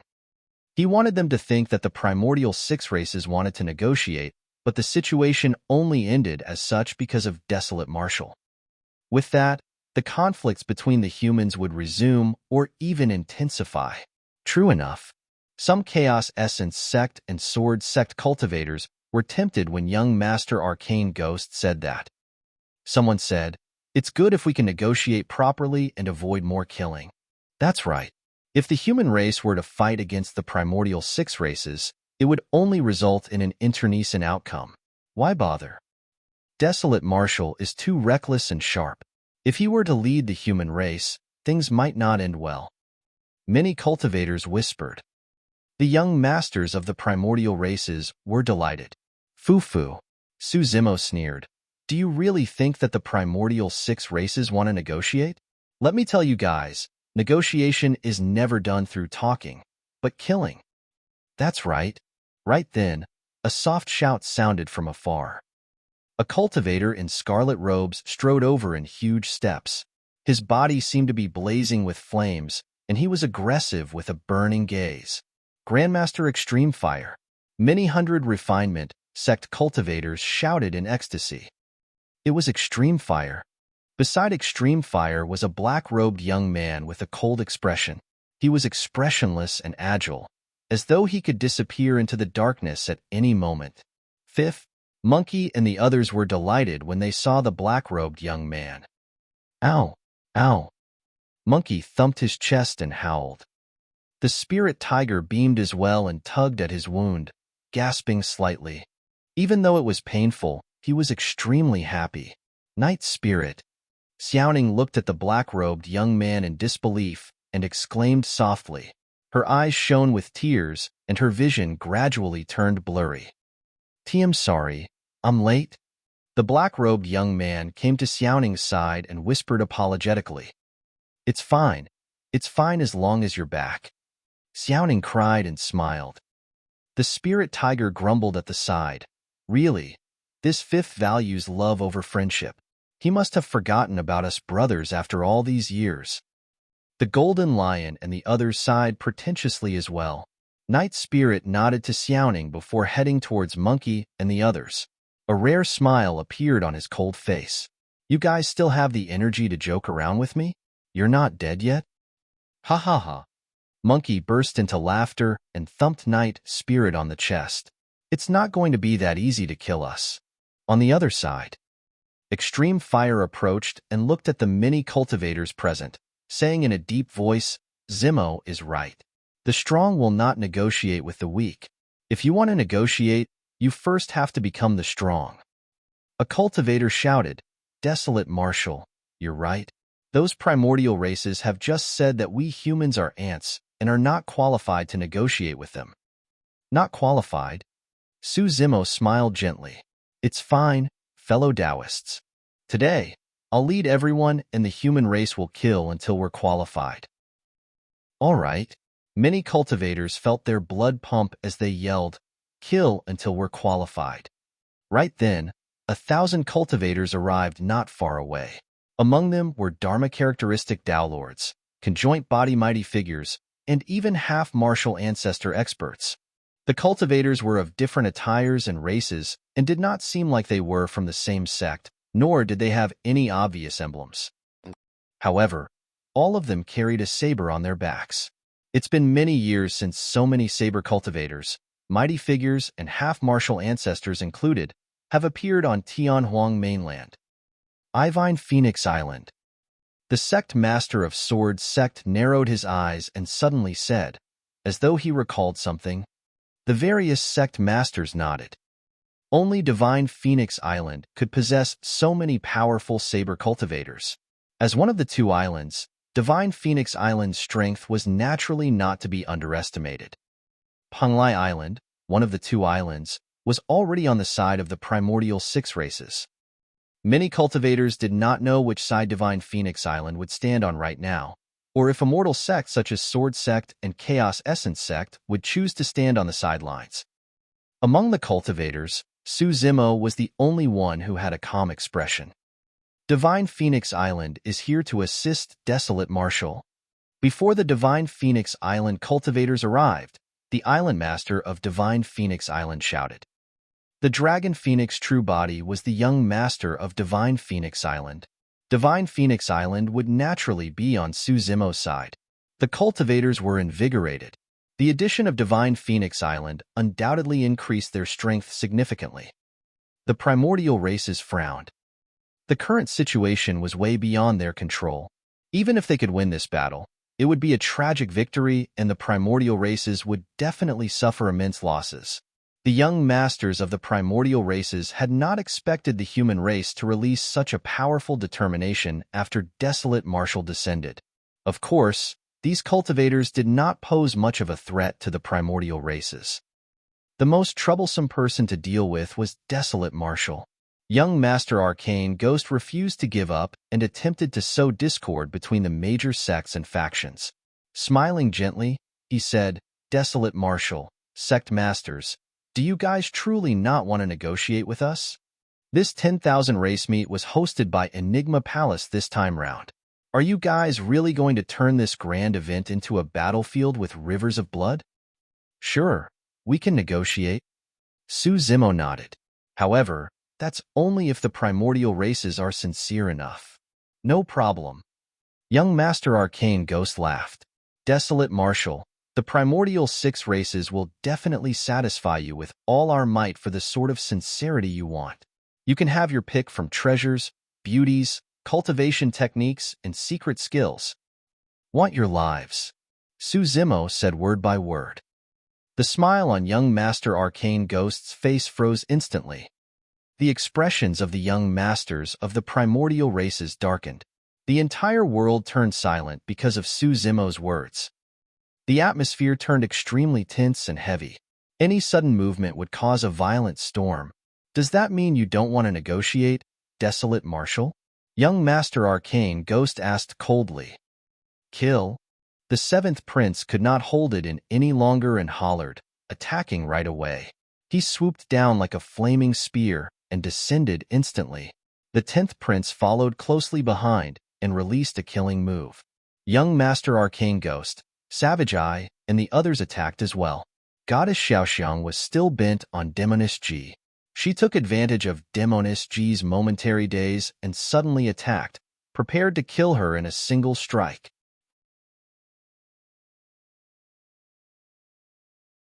Chapter 1568, Massive Battle. Chapter 1568, Massive Battle. Extreme Fire, Night Spirit, Divine Phoenix Island cultivators, as well as many cultivators who were still able to fight charged into the battlefield once more. However, this time round, all the cultivators took the initiative to retaliate with a torrential aura. The experts of the primordial races showed signs of defeat against the impact of the many cultivators. It was not because the experts of the primordial races could not defeat the cultivators. It was because after Su Zimo shot out the arrow rain earlier on, they became fearful. They did not dare to fight the cultivators with all their might and were mostly focused on Su Zimo with tense expressions. They were afraid that when Su Zimo activated the dermic breaking bow, a rain of arrows would descend. As such, the beings of the primordial races could not unleash their combat strength at all and began to retreat against the relentless attacks of the cultivators. When they saw that, the cultivators fought even fiercer and their auras exploded. Extreme Fire's combat strength increased significantly after the baptism of the Kunlun ruins. He charged at the front and attacked consecutively, releasing an extremely terrifying killing power. Even if it was 1 against 10, Extreme Fire could not be defeated and even had a slight advantage. Night Spirit's figure disappeared into the darkness like a ghost, flickering from time to time. Every time he attacked, a primordial race being would definitely die. Even the Rakshasa race with the fastest movement techniques could not avoid Night Spirit's pursuit. The Golden Lion lamented as he healed himself. Even after so many years, Fifth is still so savage. A confused look flashed through the Spirit Tiger's eyes as he murmured, "Strange. Why do I feel that Fifth's strength hasn't increased as much as we imagined?" "That's right." Ching Ching frowned as well. First and the other two should have rushed over together, but Fifth was a little late. It's normal for Extreme Fire's speed to not be comparable to First, but Fifth shouldn't fall so far behind in his movement technique, right? Monkey said. He might be holding back as well. Look, Fifth has yet to revert to his true form. Forget it, there's no need to bother about that. Let's hurry and recuperate so that we can fight shoulder to shoulder with Fifth. All right. The brothers nodded and stopped thinking. In midair, Zimo sneered internally as he looked at the young masters of the primordial races charging over. If it was dozens of years ago, his essence spirit would have been extremely weak after he shot out 100 dermic power arrows with the dermic breaking bow. But now that he had already advanced to the half-martial ancestor realm, the creation lotus platform in his consciousness was extremely close to grade 8. The black-haired essence spirit nurtured the creation lotus platform, while the latter nourished the black-haired essence spirit continuously. Even though he had shot out 100 dermic power arrows, the power of Zimo's essence spirit was still extremely condensed. Zimo drew the dermic breaking bow once more. This time round, he was prepared to kill all the young masters of the primordial races. Suddenly, not far away, young Master Arcane Ghost smirked and a strange glint flashed through his eyes. Spirit-slaying curse. A faint spirit consciousness fluctuation spread out almost imperceptibly. Zimo's spirit perception was strong, and he sensed danger right away. However, the curse techniques of the witch race were way too sinister. Suddenly, an extremely evil power appeared in Zimo's consciousness and formed a dark green storm that swept towards the black-haired essence spirit.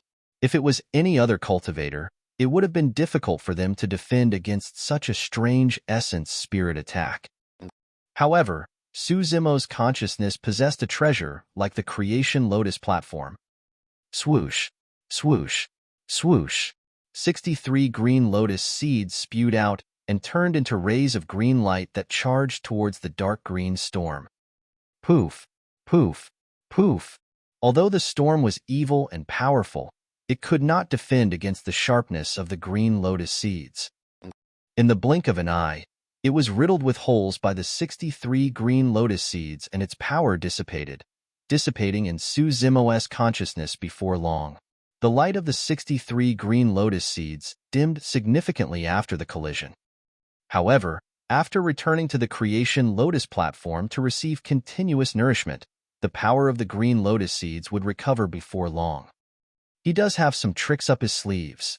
Young Master Arcane Ghost narrowed his gaze slightly. Over the years, countless human paragons had died to his spirit-slaying curse, but now it was dispelled with ease against Zimo. At the same time, the 7th and 10th princes had already closed in and extended their menacing claws, sealing all of Zimo's escape routes. Zimo had just engaged in an essence spirit fight with young Master Arcane Ghost. Although he was fine, he was slightly delayed. In his hurry, he could only release an arrow that collided against the visual technique released by Savage Eye with a loud bang. It was already too late for him to pull the dermic breaking bow and shoot a second arrow. Zimo's expression was unchanged, and his reaction was extremely fast. Using the dermic breaking bow as a saber and the bowstring as a blade, he slashed in reverse towards the 10th prince. At the same time, he clenched his other hand into a fist and punched towards the golden crow leg of the 7th prince. A flash of blood appeared in midair. A gigantic, menacing golden crow leg was severed by the dermic breaking bow. The 10th prince shrieked tragically and transformed into a streak of golden light, escaping. As an ancient unique treasure, the bowstring of the dermic breaking bow was extremely sharp as well.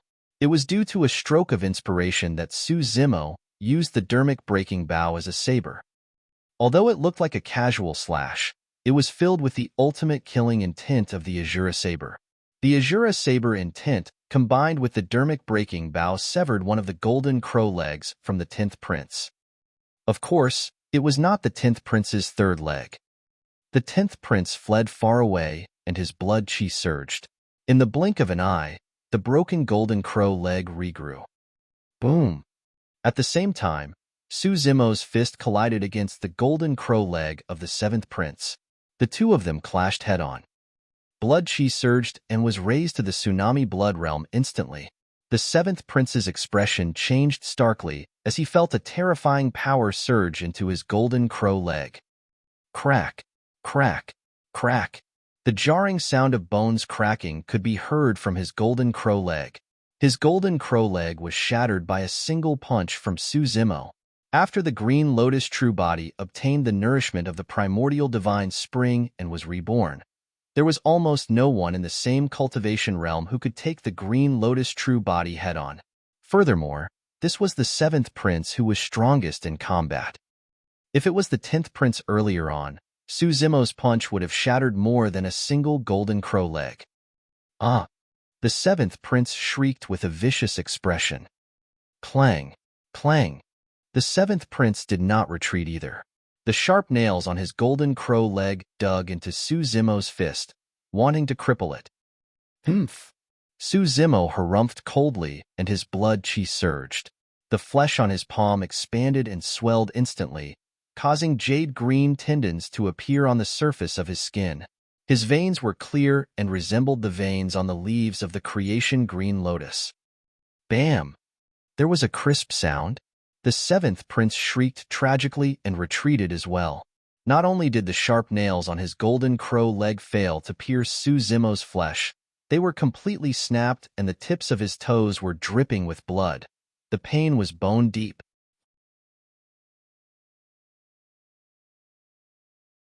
Chapter 1569, Patriarch's Essence Blood. Chapter 1569, Patriarch's Essence Blood. Nobody noticed that right as the battle broke out, a blood vine crept to Tang Luo's corpse and removed the latter's storage bag. From within, the blood vine carefully withdrew a thumb-sized bottle. He turned to Suzimo with a cold expression, and his eyes were filled with madness. Just as Suzimo attacked and injured the 2 golden crow princes, the blood vine held the jade bottle in his palm and charged towards Suzimo. Suzimo did not even look at him and shot an arrow in reverse after forcing the 2 princes back. The blood vine race might be extremely threatening to ordinary cultivators. However, to Suzimo, they could be killed with ease by a single arrow from the dermic breaking bow. Swoosh! A cold glint flashed and the dermic power arrow descended. As for the blood vine, he had no intention of dodging and merely raised the jade bottle in his palm before the cold light descended. Desolate Marshal, prepare to die with the young master. The eyes of the blood vine were filled with a smug, deranged look of confidence as he roared.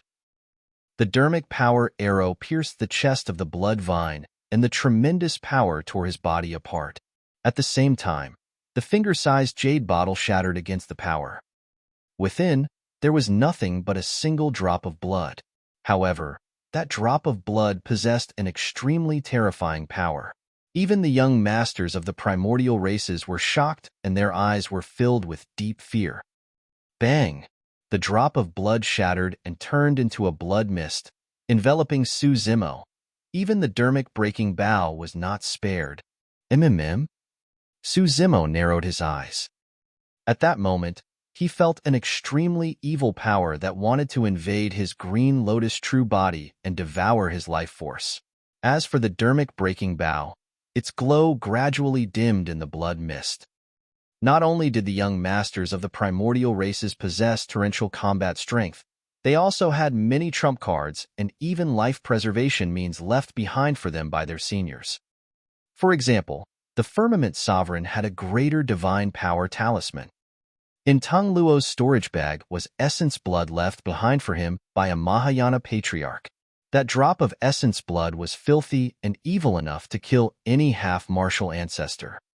Even a Khanate mighty figure dermic weapon would be destroyed on the spot if it was tainted by that drop of essence blood. That was Tang Luo's trump card. Unfortunately, Suzimo killed him with a single arrow, and he did not have the chance to release it. But now, that drop of Patriarch's essence blood was summoned by another blood vine. The blood vine's body was destroyed by the dermic power arrow, and his essence spirit was tainted by the blood mist from the explosion of the essence blood, withering rapidly. However, there was only excitement in his eyes. Even if he had to die, it would be worth it. That was because Desolate Marshal would die with him if he was tainted by that drop of essence blood. If it was dozens of years ago, that drop of essence blood would have definitely killed Suzimo. However, after the battle in the Kunlun ruins, the Green Lotus true body had undergone the tempering of the Sword of Misfortune and the baptism of the Divine Power Storm and was infinitely close to Grade 8. Even that drop of essence blood could not injure the peak grade 7 creation green lotus. Scatter!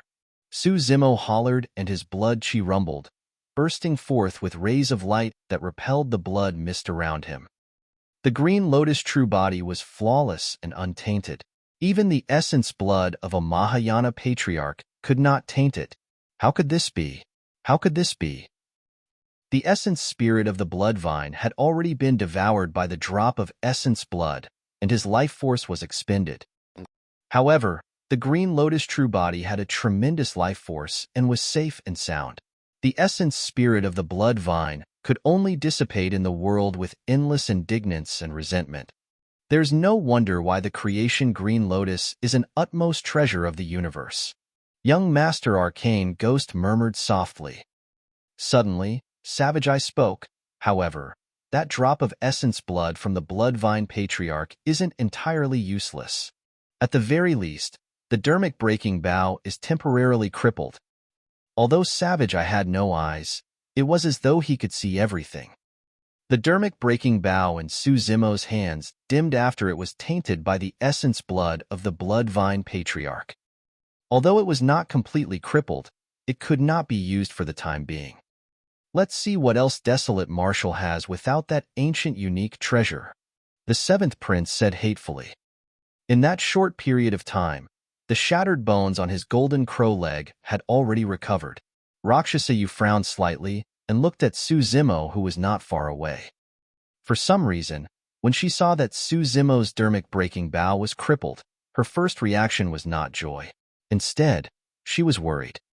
What's wrong with me? Rakshasayu jolted awake and lamented internally. The person before me is merely a clone of that detestable person. Why should I worry for him? Su Zimo put the dermic breaking bow away in his storage bag with an indifferent expression. Right then, a cry sounded from midair not far away. Snap! In midair, Goddess Xiaoxiang's body shone with a divine light, and she was aggressive with a torrential aura, forcing Demoness G to have nowhere to retreat. She punched Demoness G on the arm and broke it entirely. Demoness, Goddess Xiaoxiang said coldly, it's your own fault for being so good-looking. You deserve to die. She strode forward and extended her palm, flicking her sharp nails towards Demoness G's face. If that attack struck, not only would Demoness G's face be disfigured, even her essence spirit would be pulled out by Goddess Xiaoxiang. Suddenly, the sound of thunder echoed. Xiaoxiang, watch out. Immediately after, warnings from young Master Arcane Ghost, Savage Eye, and the others sounded. Goddess Xiaoxiang's heart skipped a beat. Her vision blurred, and a person appeared in front of Demoness G. It was Desolate Marshal, who was on a killing rampage earlier on. The two of them were extremely close. By the time Su Zimo stood in front of Demoness G, Goddess Xiaoxiang's palm had already descended. Desolate Marshal, you must have a death wish. Goddess Xiaoxiang sneered and had no intention of stopping. She grabbed Su Zimo's face, wanting to scratch a few bloodied holes. She was confident. Given her blood chi and physique, no one could match her in melee combat. You're the one with a death wish. Su Zimo hollered and his gaze intensified. His blood chi surged as he faced Goddess Xiaoxiang's incoming palm. Without dodging or retreating, he flipped his palm and slapped the top of her head. The aura released by that palm strike was way too strong. Under the envelopment of that palm, Goddess Xiaoxiang felt her chest turn stuffy and her blood chi was chaotic. She felt suffocated. Her expression changed. He wanted to trade lives for an internecine outcome. Goddess Xiaoxiang was confident that she could kill Su Zimo with a single palm strike. However, she was not confident that she could escape unscathed from Su Zimo's palm strike. My status is so noble. How can I trade lives with an ant? In a flash, she made a decision and retracted her palm, wanting to defend against Su Zimo's palm before retaliating. However, she was completely defeated with that retreat.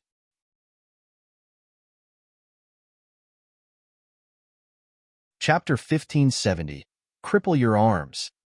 Chapter 1570, Cripple Your Arms. Goddess Xiaoxiang retracted her palm and raised her arms. Her blood chi surged and golden light filled the air as she blocked Su Zimo's palm. Boom! Su Zimo's palm descended and suppressed Goddess Xiaoxiang's arms. Her expression changed starkly. Her two arms were completely numb from Su Zimo's palm strike. That palm strike almost stunned her. In melee combat, even her Dao companion, Firmament Sovereign, could not defeat her to such an extent. However, Su Zimo did not stop. He strode forward and charged towards Goddess Xiaoxiang like a divine steed. A tragic aura burst forth. That charge was even more ferocious and invincible than the previous palm strike. Goddess Xiaoxiang shrieked and channeled her blood chi to its limits. Instantly, an incomparably powerful bloodline phenomenon appeared beneath her. An ancient and mysterious pyramid appeared, filled with divine lights. Beneath the pyramid were millions of living beings that were kneeling and praying. At the same time, the 7th and 10th princes chased once more. Young Master Arcane Ghost waved his staff this time round and dark green fog appeared in midair. It rapidly formed a spear and stabbed towards Su Zimo. Curse spear. With the dermic breaking bow crippled, he no longer had any reservations. Cyclone Eye. Savage Eye conjured hand seals and conjured a dermic art as well. As he waved his hands, a cyclone was formed. The true threat of the cyclone was not the massive storm, but the eye of the cyclone at the center. The eye of the cyclone was the epitome of the dermic art's power. Rakshasa Yu flapped her wings and charged towards Su Zimo as well. However, compared to the other young masters of the primordial races, her attacks were clearly not too aggressive. Boom!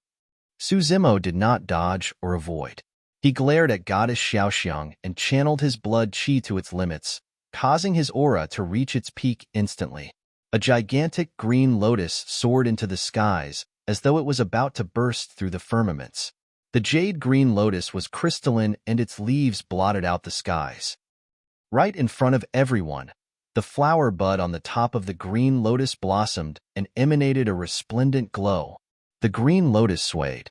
Over the years, this part of the god race rested and grew.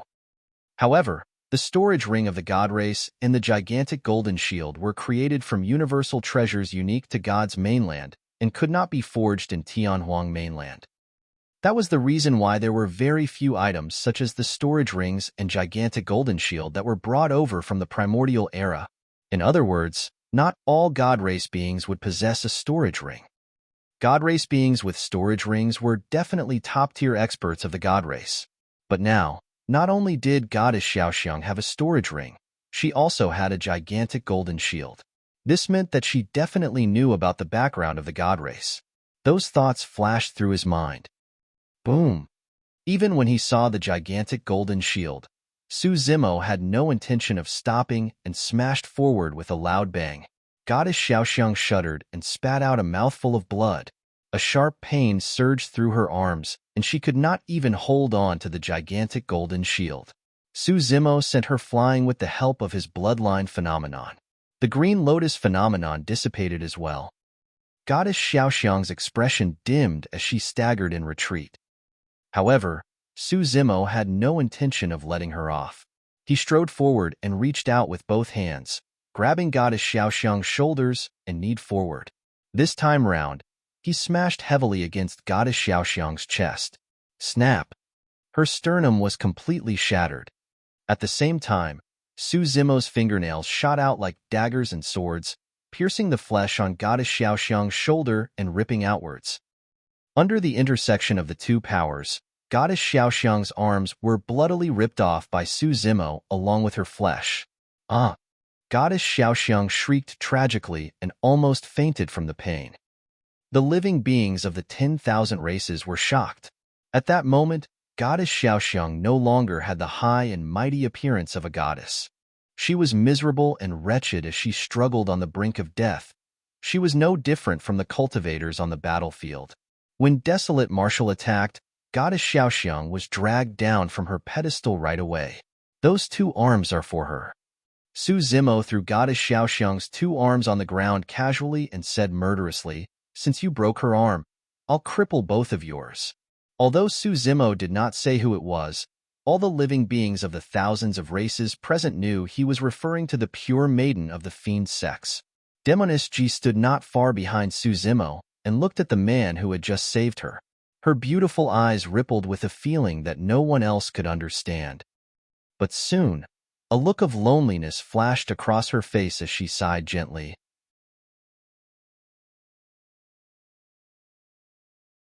Chapter 1571. Narrow Escape from Death.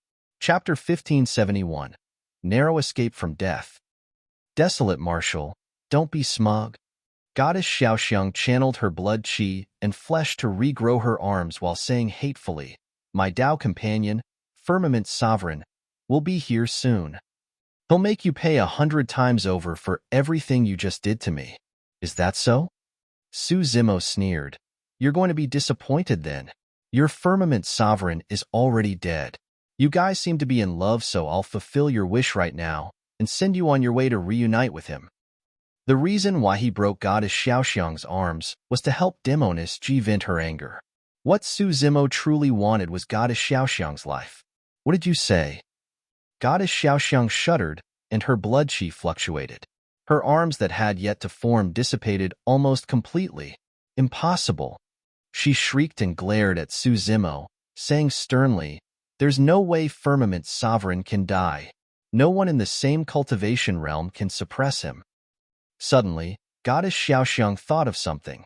The Firmament Sovereign even had a greater divine power talisman in his possession. She said coldly, "Even a Mahayana Patriarch won't be able to kill him. Furthermore, he is the divine sovereign. I truly don't believe that there will be anyone in this world who would be so audacious to dare kill him." Goddess Xiaoxiang condensed two arms and calmed down in the blink of an eye.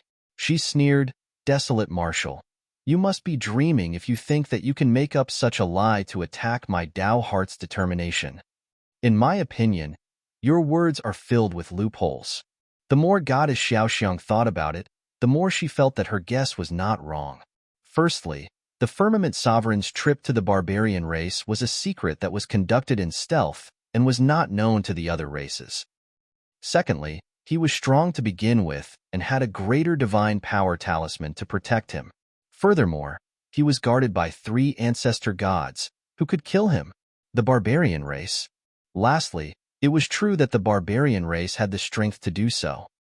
However, there was no reason or need for the barbarian race. Even if they did not join forces with the god race, the barbarian race would not kill the Firmament Sovereign and offend the god race completely. At that thought, Goddess Xiaoxiang was even more certain of her speculation. Su Zimo looked at the incomparably confident Goddess Xiaoxiang and was unwilling to argue, merely saying indifferently, "You're thinking too much? Why should I attack your Tao heart's determination? I want your life." Before his sentence was finished, Su Zimo attacked once more. Swoosh! In a flash, Su Zimo charged towards Goddess Xiaoxiang at an extremely fast speed and arrived before her in the blink of an eye. Goddess Xiaoxiang's face was pale. Against such an attack, notwithstanding the fact that her blood qi was weak and her combat strength was diminished, even if she was in peak condition, she might not be able to escape unscathed. Her ears buzzed from the 6th damning mantra, and she forcibly withdrew a gigantic golden sword to defend against the creation lotus platform. However, its power dissipated and it could not even form at all. Furthermore, there were 6 damning dermic seals suppressing down from above. Goddess Xiaoxiang felt suffocated. Without hesitation, she withdrew a talisman the same moment she retrieved the gigantic golden sword from her storage ring.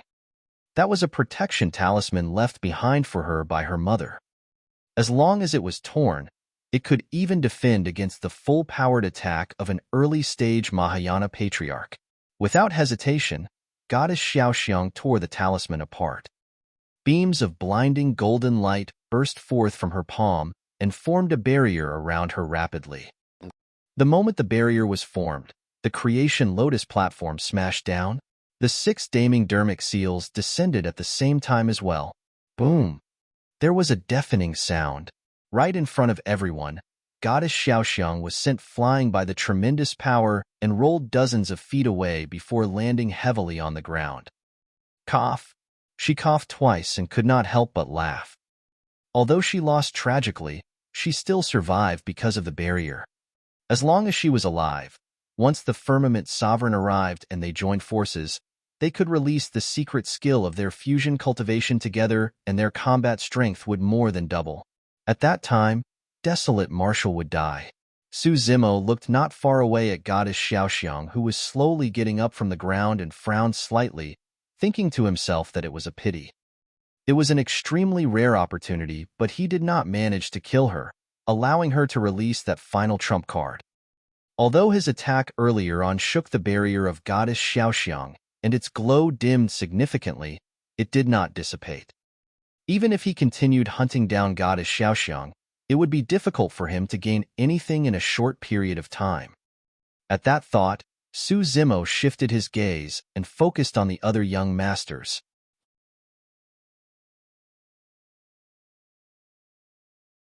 Chapter 1572, Essence Spirit Fight.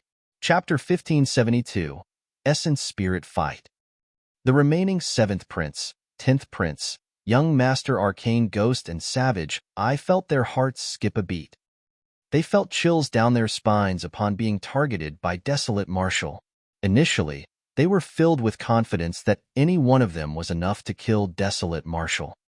But now that Tang Luo and the 9th Prince were dead and Goddess Xiaoxiang was defeated, the few of them remaining did not have much confidence even if they joined forces. On the other side, Yin Beichen, Monkey and the others had re-entered the battlefield after resting for a moment. That was an extremely tragic blow for the primordial 6 races and they suffered immense losses. If they failed to obtain a clear victory against Desolate Marshal today, they would not have the face to return to the patriarchs of the primordial races. The gazes of young Master Arcane Ghost and the 7th Prince landed on the Island Master of Penglai Island, the Sect Master of Heavenly Dipper Sect, and the others. Although they did not say anything, there was a hint of threat in their eyes. A spirit consciousness transmission sounded in midair. Savage Eye turned slightly and looked at a sect as well. However, without his eyes, his action did not attract Su Zimo's attention. Su Zimo's expression was cold as he sneered. He glared at young Master Arcane Ghost who was not far away and walked over in huge strides. You want to kill me? Young Master Arcane Ghost narrowed his eyes. Let's compete in terms of essence spirit then. Skeleton Curse. He channeled his essence spirit and his massive spirit consciousness condensed, releasing an essence spirit secret skill instantly. At the same time, the 7th Prince, 10th Prince, and even Savage Eye released their essence spirit secret skills when they saw that. The fact that the young masters of the primordial races released their essence spirit secret skills meant that they had already been forced into a corner. The first to arrive was young Master Arcane Ghost's Skeleton Curse. When he released the essence spirit secret skill, a dark green, nefarious skull appeared in Su Zimo's consciousness. Crackle, crackle. As though it was alive, the skull grinned sinisterly and glared at the black-haired essence spirit. It grit its teeth repeatedly and let out a series of sounds. Previously, the spirit-slaying curse released by young Master Arcane Ghost merely formed a cyclone. However, this essence spirit secret skill had already formed a skull with sentience. Su Zimo's expression was as cold as ever. The skull was not the only threat he was facing. Sure. In midair, the essence spirit secret skills released by the 2 golden crow princes were 2 golden feathers. The 2 golden feathers were formed by a massive spirit consciousness and burned with scorching flames as they stabbed towards Su Zimo. On the other side, Savage Eye released an essence spirit secret skill as well. His essence spirit secret skill was even more terrifying. It was a bloodied eyeball. 4 essence spirit secret skills descended at the same time and charged towards Su Zimo. Rakshasa frowned slightly and hesitated for a moment, but did not release her essence spirit secret skill. She thought to herself, those 4 essence spirit secret skills are enough to kill you. There's no need for me. With that thought, Rakshasa seemed much more relieved. She did not know that the martial Tao true body had already left a martial spirit imprint on her essence spirit. If she had truly released an Essence Spirit secret skill on the Green Lotus True Body earlier on, the martial spirit imprint would have sensed it and burned. Her Essence Spirit would be burned to ashes before her Essence Spirit secret skill could even form. On the battlefield, surrounded by 4 Essence Spirit secret skills, Su Zimo's eyes were relaxed and he became extremely calm. The black-haired Essence Spirit conjured an Essence Spirit secret skill right away, and his body was surrounded by blinding electric arcs. Su Zimo touched his glabella gently and withdrew a whip filled with lightning from his consciousness. The Thunder Emperor's secret skill, Spirit Vanquishing Whip. Piak. Su Zimo swung the Spirit Vanquishing Whip and whipped the Essence Spirit secret skills of the 2 Golden Crow Princes. The collision of Essence Spirit secret skills was silent. However, the power of thunder and the golden flames that were hidden in the secret skills collided repeatedly and let out a series of crackling sounds. At the half-martial ancestor realm, the black-haired Essence Spirit that comprehended the Tao of the immortal, Buddhist, and Fiend sects was nourished by the creation Green Lotus and had an extremely condensed spirit consciousness. Coupled with the Thunder Emperor's secret skill, Su Zimo single-handedly took down the 2 golden feathers that burned with flames. Of course, his Spirit Vanquishing Whip dissipated as well and could not be formed. The moment the black-haired Essence Spirit condensed the Spirit Vanquishing Whip, a green glow burst forth from the Creation Lotus platform in Su Zimo's consciousness. The green light gathered rapidly in his consciousness, forming a sharp green lotus sword that contained extreme killing power. Without Su Zimo controlling it intentionally, the green lotus sword reacted instantly when it sensed the evil power that barged into his consciousness. Swoosh! The green lotus sword slashed towards the dark green skull. The skull was sentient and wanted to dodge, as though it could sense how terrifying the green lotus sword was. However, its speed was way too inferior compared to the green lotus sword. Clang! The green lotus sword descended instantly and slashed the top of the skull. Howl! The skull let out a tragic cry, as though a fiend within was severely injured. Clang! Clang! The green lotus sword shone with rays of light that possessed an extremely sharp sword chi as they struck the skull repeatedly. In the blink of an eye, the skull was riddled with holes. Boom! Before long, the skull dissipated. As for the green lotus sword, it was tainted by many dark green evil powers, and its light was much dimmer. Unable to take form, it fell. The Creation Lotus platform put away the green lotus seeds and continued nourishing them. Before the battle in his consciousness subsided, Su Zimo had already turned around to face Savage Eye. In his consciousness, the green lotus sword fought against the skull. As for the black-haired Essence Spirit, it hovered in midair and assumed a lotus position. Its palms were clasped together as it chanted Sanskrit with a dignified expression. In fact, the phantom of a gigantic Buddha appeared behind the black-haired Essence Spirit, looking down at the world with a mysterious halo behind its head. The black-haired Essence Spirit and gigantic Buddha chanted ancient sutras at the same time. Their auras seemed to have fused as Sanskrit reverberated through every single corner of his consciousness in a deafening manner. The Rulai Seal. It was an Essence Spirit secret skill from the Great Day Rulai Sutra and was extremely powerful. Relying on that Essence Spirit secret skill, Su Zimo killed many strong foes and avoided danger. As Sanskrit was chanted, a golden word flew out from Su Zimo's glabella, emitting a Buddhist light and divine might. The ancient word descended with a blinding golden light, as though it could suppress everything. The Essence Spirit secret skill of Savage Eye was extremely evil. The Rulai Seal was the most effective against such evil techniques. Under the suppression of the Rulai Seal, the bloodied eyeball tumbled into nothingness and dissipated into the world. However, the Rulai Seal remained condensed and suppressed Savage Eye.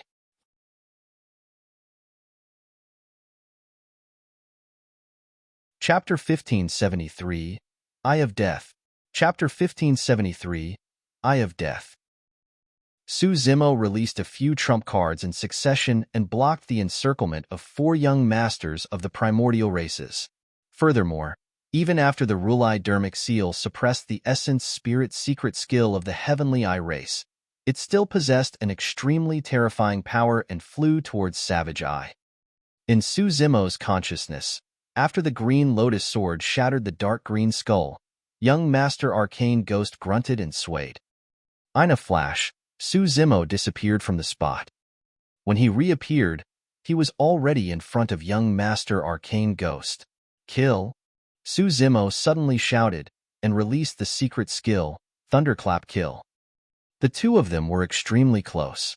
As a witch, young Master Arcane Ghost's physique and bloodline were ordinary, and the Thunderclap Kill dealt a huge blow to him. Instantly, blood spurted from his ears, nose, and mouth. His dark green eyes exploded from Su Zimo's shout, and he lost his sight on the spot as his vision became complete darkness. He was no longer bleeding from all 7 orifices. All 7 orifices were shattered. Young Master Arcane Ghost's body shuddered, and his mind rumbled. His 5 senses were completely crippled by the vibrations of Thunderclap Kill. For a half-martial ancestor expert, such an injury was not fatal. However, young Master Arcane Ghost knew clearly that his life was hanging by a thread. /Illusionary Curse. Without hesitation, he channeled his essence spirit and released the life-saving secret skill of the witch race. Suddenly, his body shone with a dark green glow and his figure began to turn illusory, as though he was in another space. It was unpredictable and unfathomable. After releasing Thunderclap Kill, Su Zimo slapped down. However, he had not expected that the palm would pierce through young Master Arcane Ghost's blurry figure and miss. Yet, young Master Arcane Ghost was safe and sound. Su Zimo had seen that illusory curse before. Back then, an elder of the witch race released the secret incantation, but Night Spirit saw through it and killed him. Unsurprised, Su Zimo focused his gaze and his left eye shone with a strange black light, as though a pitch-black stone had appeared. The Nether Glow Stone? Su Zimo's left eye shone with a mysterious nether glow. Initially, young Master Arcane Ghost's figure was unpredictable and unfathomable.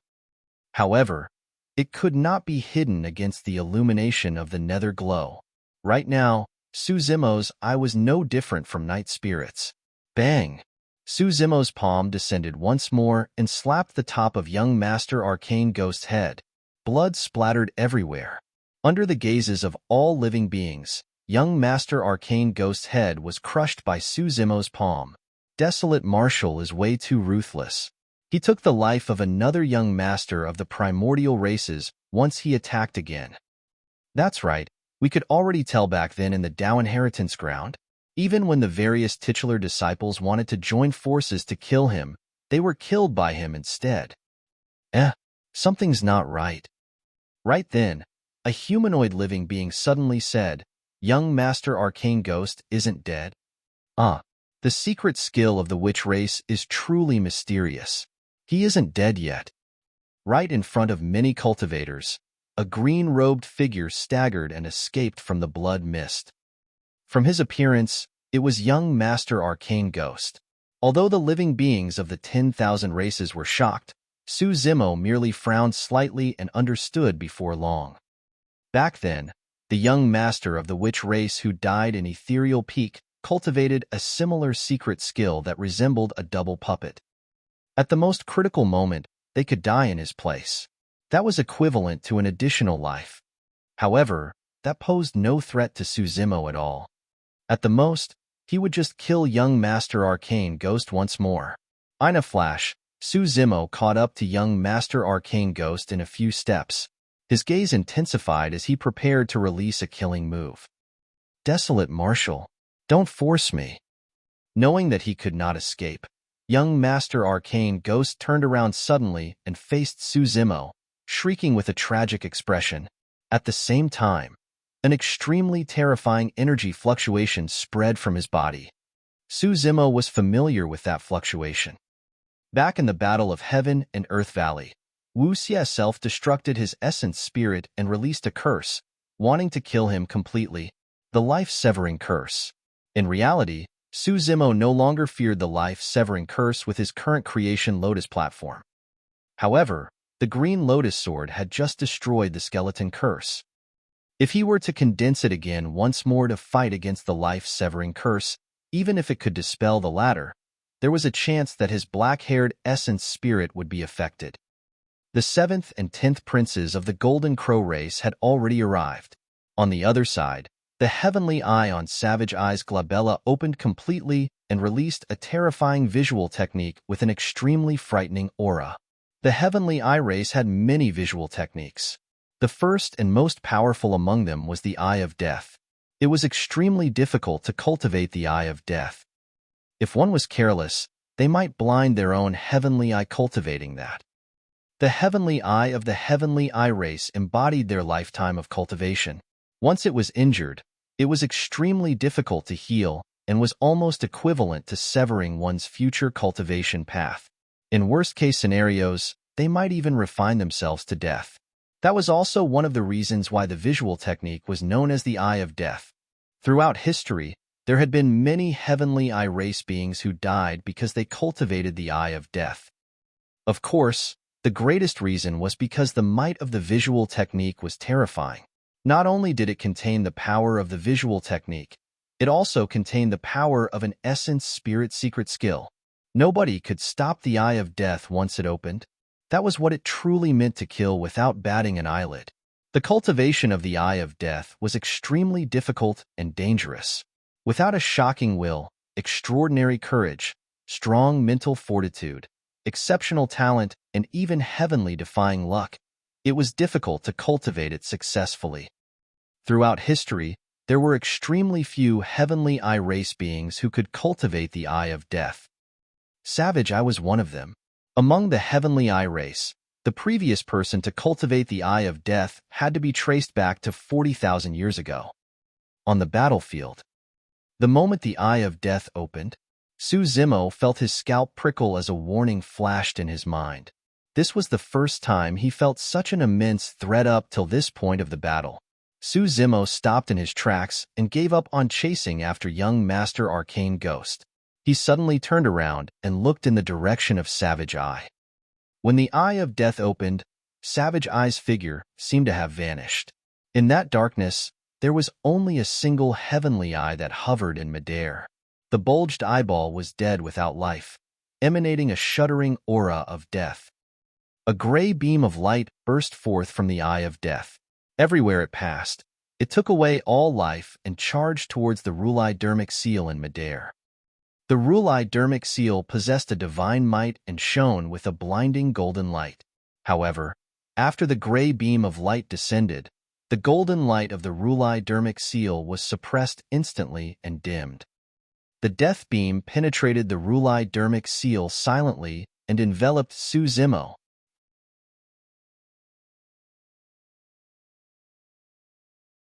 Chapter 1574, Visual Technique Showdown. Chapter 1574, Visual Technique Showdown. Opportunity. The eyes of the two Golden Crow princes lit up. As primordial races, they knew the Eye of Death way too well. No paragon or monster incarnate of the same cultivation realm could escape unscathed from the envelopment of the Eye of Death. When the 7th and 10th princes joined forces, their movement techniques became even faster, and they charged towards Zemo at full speed. "What are you guys waiting for?" Young Master Arcane Ghost noticed that as well and hollered. A vicious glint flashed through the eyes of the initially restless sect masters of Heavenly Dipper sect and Malevolent Earth sect. Suddenly, they stood up and conjured hand seals, releasing two powerful dermic arts. Lonely Heaven, Split Earth. The two sect masters shouted. Massive dermic powers gathered in front of the two of them, and two gigantic, terrifying stars appeared. They seemed corporeal and were no different from the stars in the firmaments. The two stars descended, and living beings with lesser cultivation realms let out sorrowful cries. The Lonely Heaven star was one of the 36 Heavenly Dipper stars. The Split Earth star was one of the 72 Malevolent Earth stars.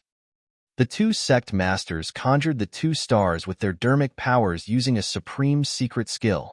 The surface of the lonely heaven star was filled with surging heavenly dipper wind. Raging malevolent earth fire burned on the surface of the split earth star. GOL. The two sect masters hollered murderously and sent the two dermic arts towards Suzimo. Two gigantic stars smashed towards Suzimo with a shocking aura. Compared to the two gigantic stars, Suzimo was like a speck of dust that could be crushed into particles with ease. How dare you? The palace lord of Enigma Palace was enraged when he saw that. However, he was fighting against experts of the primordial six races and could not break away. The two sect masters of Heavenly Dipper Sect and Malevolent Earth Sect attacked suddenly. By the time he realized, it was already too late for him to stop them. Instantly, changes happened on the battlefield. In the blink of an eye, Desolate Marshal was surrounded on all sides and was in extreme danger. How shameless!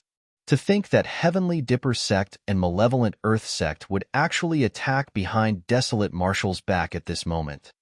Many cultivators were enraged when they saw that. You guys have a death wish.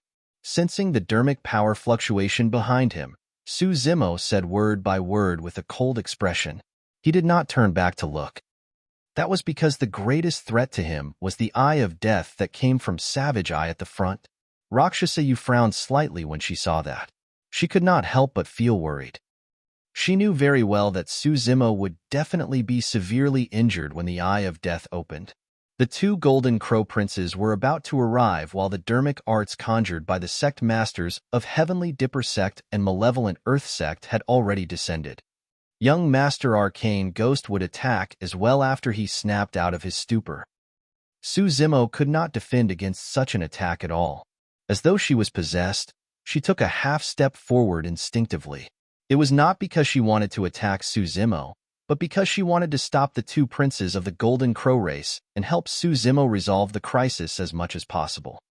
Rakshasayu clearly knew that the green-robed cultivator before her was merely a clone of that detestable person. However, for some reason, it was as though she was under a spell. Not only did she not wish to harm the detestable person, she even did not wish to harm his clone. In the depths of her heart, she even wanted to help that detestable person. Rakshasayu, what are you doing? Right then, a cold voice sounded.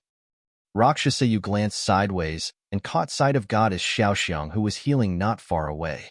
The latter's eyes were narrowed, and she was glaring at her with a cold expression. Rakshasayu panicked, as though all the secrets in the depths of her heart had been seen through by Goddess Xiaoxiang. However, she composed herself very quickly and said indifferently, "Nothing much. I merely wanted to attack." "Oh." Goddess Xiaoxiang smirked and refused to give up, asking, "Did you want to attack to deal with Desolate Marshal or help him? What are you talking about? I don't understand." Rakshasayu replied expressionlessly. "Foo-foo." Goddess Xiaoxiang sneered, "Rakshasayu, I've already noticed something unusual about you from earlier on. We're fighting Desolate Marshal to the death and yet, you don't seem to attack much. You definitely owe us an explanation after today's matter is over." "What's there to explain?" As a young mistress of the primordial races, Rakshasayu was not afraid of Goddess Xiaoxiang and sneered as well. "You guys are strong. I thought that it was enough with just you guys attacking. Who would have thought that the group of you would be beaten so badly by Desolate Marshal? How shameful." "You." Goddess Xiaoxiang was speechless from anger. Although Rakshasayu rebutted fiercely on the surface, she sighed internally. Now that she was targeted by Goddess Xiaoxiang, there was no way she could help Suzimo. As Rakshasayu and Goddess Xiaoxiang were arguing, both parties on the battlefield had already begun fighting. Suzimo looked at the gray beam of light and his eyes turned rapidly pitch black, as though it was the depths of a bottomless abyss. Nether Glow Eye. After cultivating in the Kunlun ruins for all these years, Suzimo had long attained greater mastery of the Nether Glow Eye. A beam of light shot out from Suzimo's left eye as well, pitch black as ink. The temperature in the world dipped as a sinister wind blew. "Mm." Savage Eye tilted his head, and his expression changed slightly. He was blind, and his perception of the outside world far surpassed others. He could sense an extremely terrifying power surging forward that was not weaker than his Eye of Death.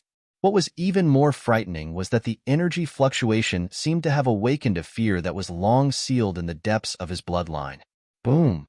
The black and gray beams of light collided. The void where they collided caved in deeply, and the dermic powers in the surroundings froze instantly, covered by a layer of frost. The two powers devoured and fought continuously without relenting. After a momentary pause, both powers dissipated in the clash. It was a draw. All the living beings and young masters of the primordial races were shocked when they saw that. Desolate Marshall's visual technique could match the Eye of Death of the Heavenly Eye race. The darkness in Su Zimo's eyes gradually faded. However, Savage Eye was motionless. Suddenly, Savage Eye opened his mouth and let out a tragic cry. A stream of blood flowed out from his heavenly eye in a shocking manner. It was not a draw. Savage Eye's heavenly eye was injured. All living beings of the 10,000 races were shocked. Many cultivators cheered excitedly when they saw that. It's the Nether Glow Eye. The Nether Glow Eye. Savage Eye clutched the heavenly eye on his glabella. He glared at Su Zimo with the pitch-black sockets on his face as he howled hysterically, "Impossible! That's impossible! How do you know that visual technique?" Finally, Savage Eye recalled what the energy fluctuation that terrified him was. The young masters of the primordial races were shocked. Nether Glow Eye. That was the visual technique of the primordial era's taboo divine Ho. To think that it would reappear on a human today.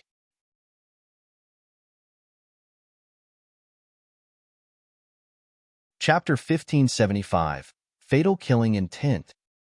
Chapter 1575, Fatal Killing Intent. The moment he released the Nether Glow Eye, Su Zimo closed two fingers on his left hand and conjured a sword art, slashing in the direction of the lonely heaven and split earth stars. Chi! Two blinding sword chi burst forth and struck the two stars instantly. Heaven-slaying sword chi. Boom! There was a loud bang. The two stars froze in midair. Comment. After a brief pause, a smooth cut appeared on the surface of the two stars right in front of all the living beings. Boom, boom, boom. Immediately after, two stars split apart and were sliced neatly into two from the middle by the heaven-slaying sword chi. They fell, and their dermic powers dissipated. At the same time, the two Golden Crow Princes arrived. Su Zimo freed his right hand and clenched it into a fist. The blood chi in his body surged, and he threw two punches behind him without even turning back. Bang! Bang! The two punches collided against the third leg of the two Golden Crow Princes, and a dull sound of defeat echoed. Crack! Crack! Crack! Immediately after, the sound of bones cracking could be heard. The 10th prince shrieked tragically and transformed into a streak of golden light, retreating. The third leg of the Golden Crow race that was the toughest and most lethal was broken by a single punch from Su Zimo. The most frightening thing was that this was not Su Zimo's full strength. It was a counterattack after he fought against the Eye of Death and the two sect masters of the human race. Even so, the 10th prince could not withstand it. Young Master Arcane Ghost snapped out of his stupor and wanted to attack. However, he realized that Su Zimo had single-handedly suppressed all the attacks of 5 people together. His heart skipped a beat as the dermic art he had just conjured dissipated. The 7th prince's blood chi was strong, and he was the strongest of the Golden Crow 10 princes. Although he could withstand Su Zimo's punch, his Golden Crow leg had lost all feeling as well. He was shocked and did not dare to stay on the spot, retreating hurriedly to distance himself from Su Zimo, wanting to dodge the latter's counterattack. However, this time round, Su Zimo did not chase after them. Suddenly, Su Zimo turned around and glared at the two sect masters of Heavenly Dipper Sect and Malevolent Earth Sect coldly.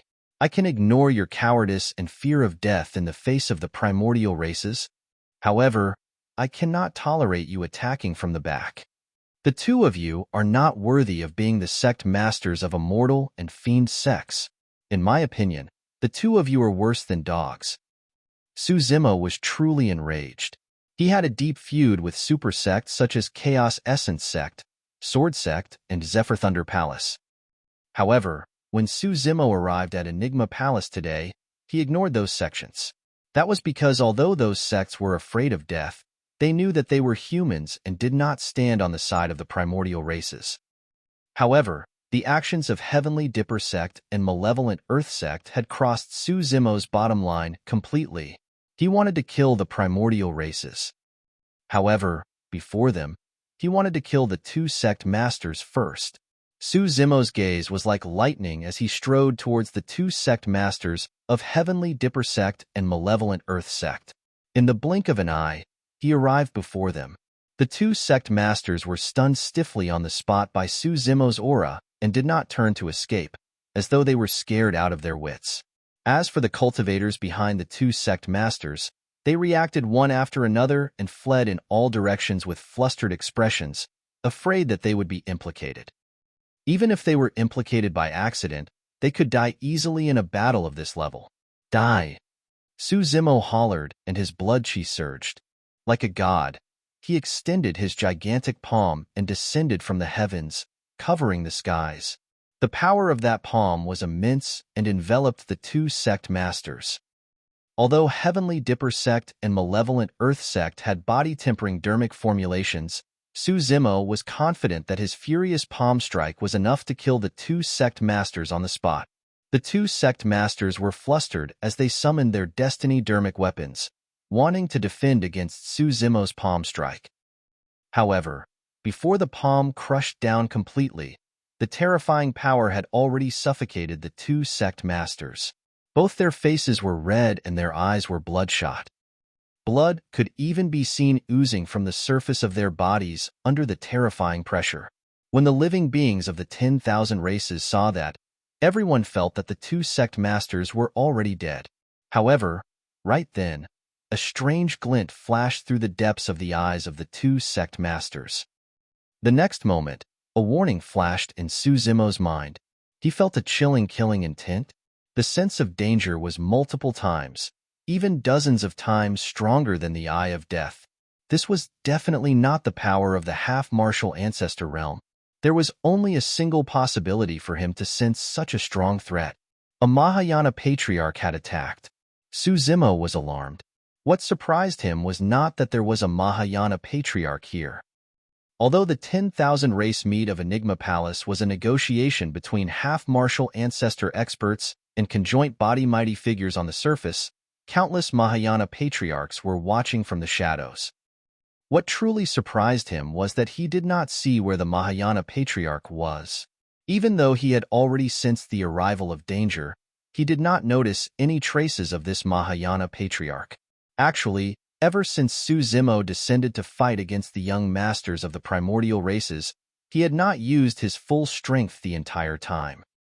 He had some trump cards that he had not released up till this point.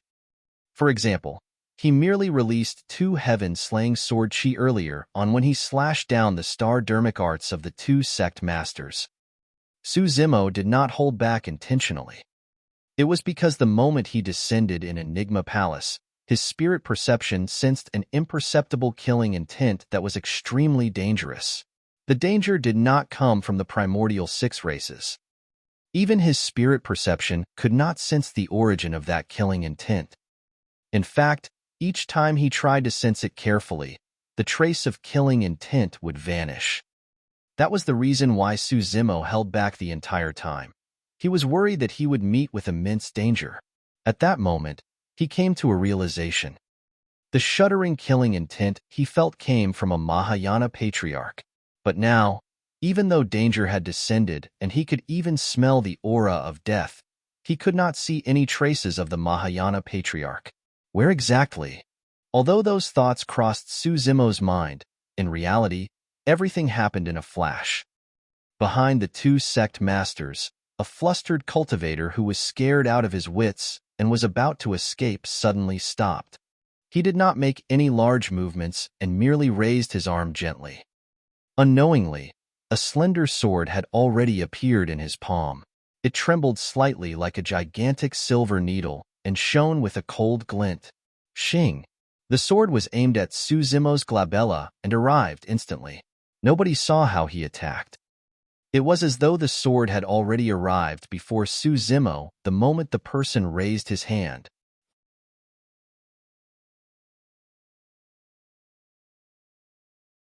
Chapter 1576, Patriarch Hidden Death. Chapter 1576, Patriarch Hidden Death. It had to be said that this was an almost perfect assassination attempt. Even Suzimo had to admit that if his spirit perception had not warned him earlier on such that he was on guard the entire time, that attack would have taken his life. In the cultivation world, there was only a single sect that could plot such a perfect assassination. Hidden Death Sect, one of the 7 fiend sects. The cultivator in Heavenly Dipper Sect's robes behind the 2 sect masters was not from Heavenly Dipper Sect at all, but a Mahayana Patriarch of Hidden Death Sect. Comment: if a Mahayana Patriarch of Hidden Death Sect were to mix into the crowd and hide his cultivation realm, no one would be able to notice it. Actually, the attack of the 2 sect masters of Heavenly Dipper Sect and Malevolent Earth Sect was not a coincidence. If the 2 sect masters could injure Suzimo severely, that would be for the best. Even if they could not, it did not matter. That was because this Patriarch of Hidden Death Sect expected that the attack of the 2 sect masters would definitely anger Desolate Marshal, and he would turn to deal with the 2 of them. In his rage and unstable emotions, it would be even more difficult for Desolate Marshal to notice his existence. Therefore, the 2 sect masters attacked to anger Desolate Marshal and make him take the initiative to lure out this fatal sword. The Patriarch of Hidden Death Sect believed that this sword strike was enough to kill Desolate Marshal. Unfortunately, although he predicted everything, he did not expect Desolate Marshal to possess an unfathomable spirit perception.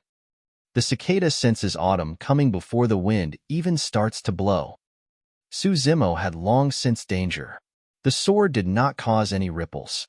However, Suzimo's head was suddenly reared and his entire body was almost laid flat in midair. The Patriarch of Hidden Death Sect narrowed his eyes. The attack missed. To be precise, Suzimo did not dodge because he attacked. The moment he attacked, Suzimo had already dodged.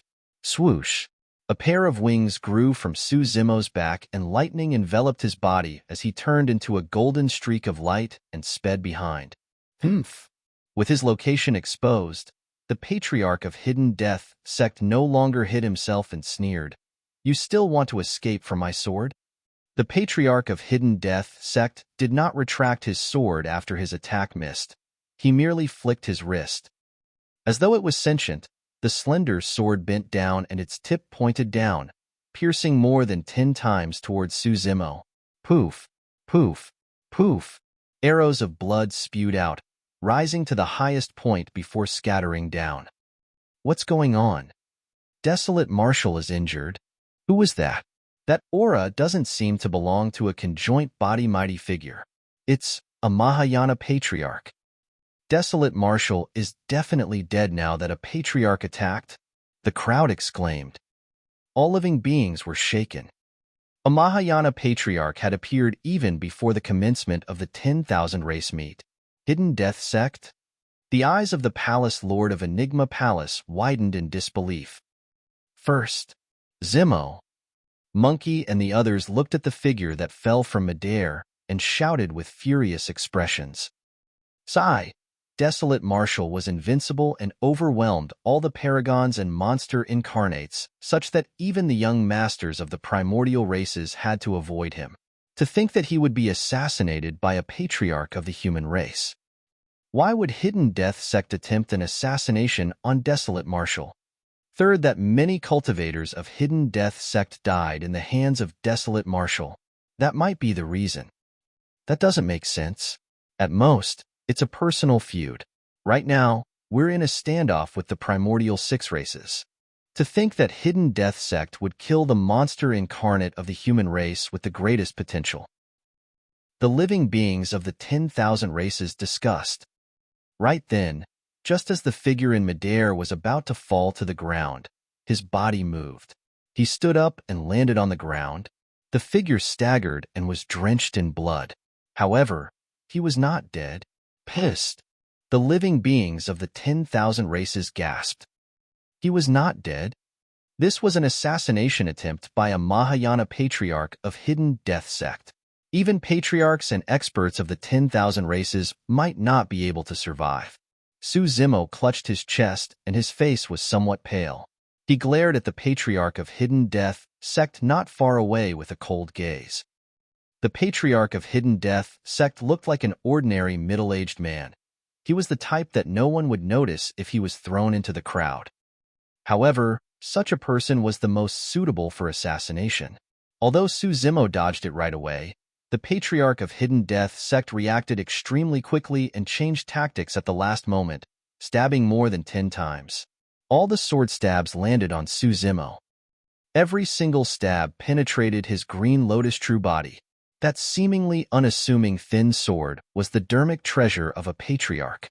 Only dermic treasures could penetrate Suzimo's grade 7 green lotus true body. Every single stab was fatal and dealt serious injuries. One of them even pierced his heart. "You're quite capable to be able to escape from my hands alive," the Patriarch of Hidden Death sect said indifferently. "Why did you attack me?" Suzimo asked coldly. "Tallowed him to..." Right then, the voice of Savage I sounded from the side. Suzimo was slightly stunned before realization flashed through his eyes. Earlier on, the young masters of the primordial races were forced into an extremely sorry state by him. Thereafter, the seventh prince, young master Arcane Ghost, and the others sent secret voice transmissions to sects such as Heavenly Dipper sect and Malevolent Earth sect to deal with him together. At that time, Savage I turned around and faced a direction as well. Because he was blinded, Suzimo was not bothered by his actions. Now that he thought about it, that scene should have been when Savage I informed the Patriarch of Hidden Death sect to prepare to attack. In that case, Hidden Death sect has already submitted to the Heavenly Eye race? Suzimo asked with a mocking expression and a sneer. The Mahayana Patriarch of Hidden Death sect was no ordinary cultivator. But now, the fact that he was subservient to the young master of the Heavenly Eye race was proof of something. The Patriarch of Hidden Death sect was expressionless and remained silent. Savage I nodded instead. That's right. Hidden Death sect has already submitted to the Heavenly Eye race in advance. All the sects and factions present today, listen up. If you choose to submit to the Heavenly Eye race, we can protect you and let you guys have a place to reside in Tianhuang mainland. Savage I surveyed his surroundings with his pitch-black sockets and said, if you insist on resisting today, you'll be going against the Heavenly Eye race. Many cultivators were silent and exchanged glances. All of them could see the hesitation, ambivalence, and fear in their eyes. The sect masters of Sword Sect, Chaos Essence Sect, Glass Palace, and the other super sects chose to remain silent. You cultivators of Hidden Death sect cultivate many concealment techniques and hide your tracks such that nobody can discover your presence. What are you afraid of? Why did you choose to submit? The Palace Lord of Enigma Palace asked through gritted teeth in disbelief. The Patriarch of Hidden Death sect was silent for a long time before saying slowly, we can't hide from everybody. Every single Heavenly Eye race being can see through our tracks. The secret skills of Hidden Death sect can't be hidden from the Heavenly Eye. Hidden Death sect has no other choice.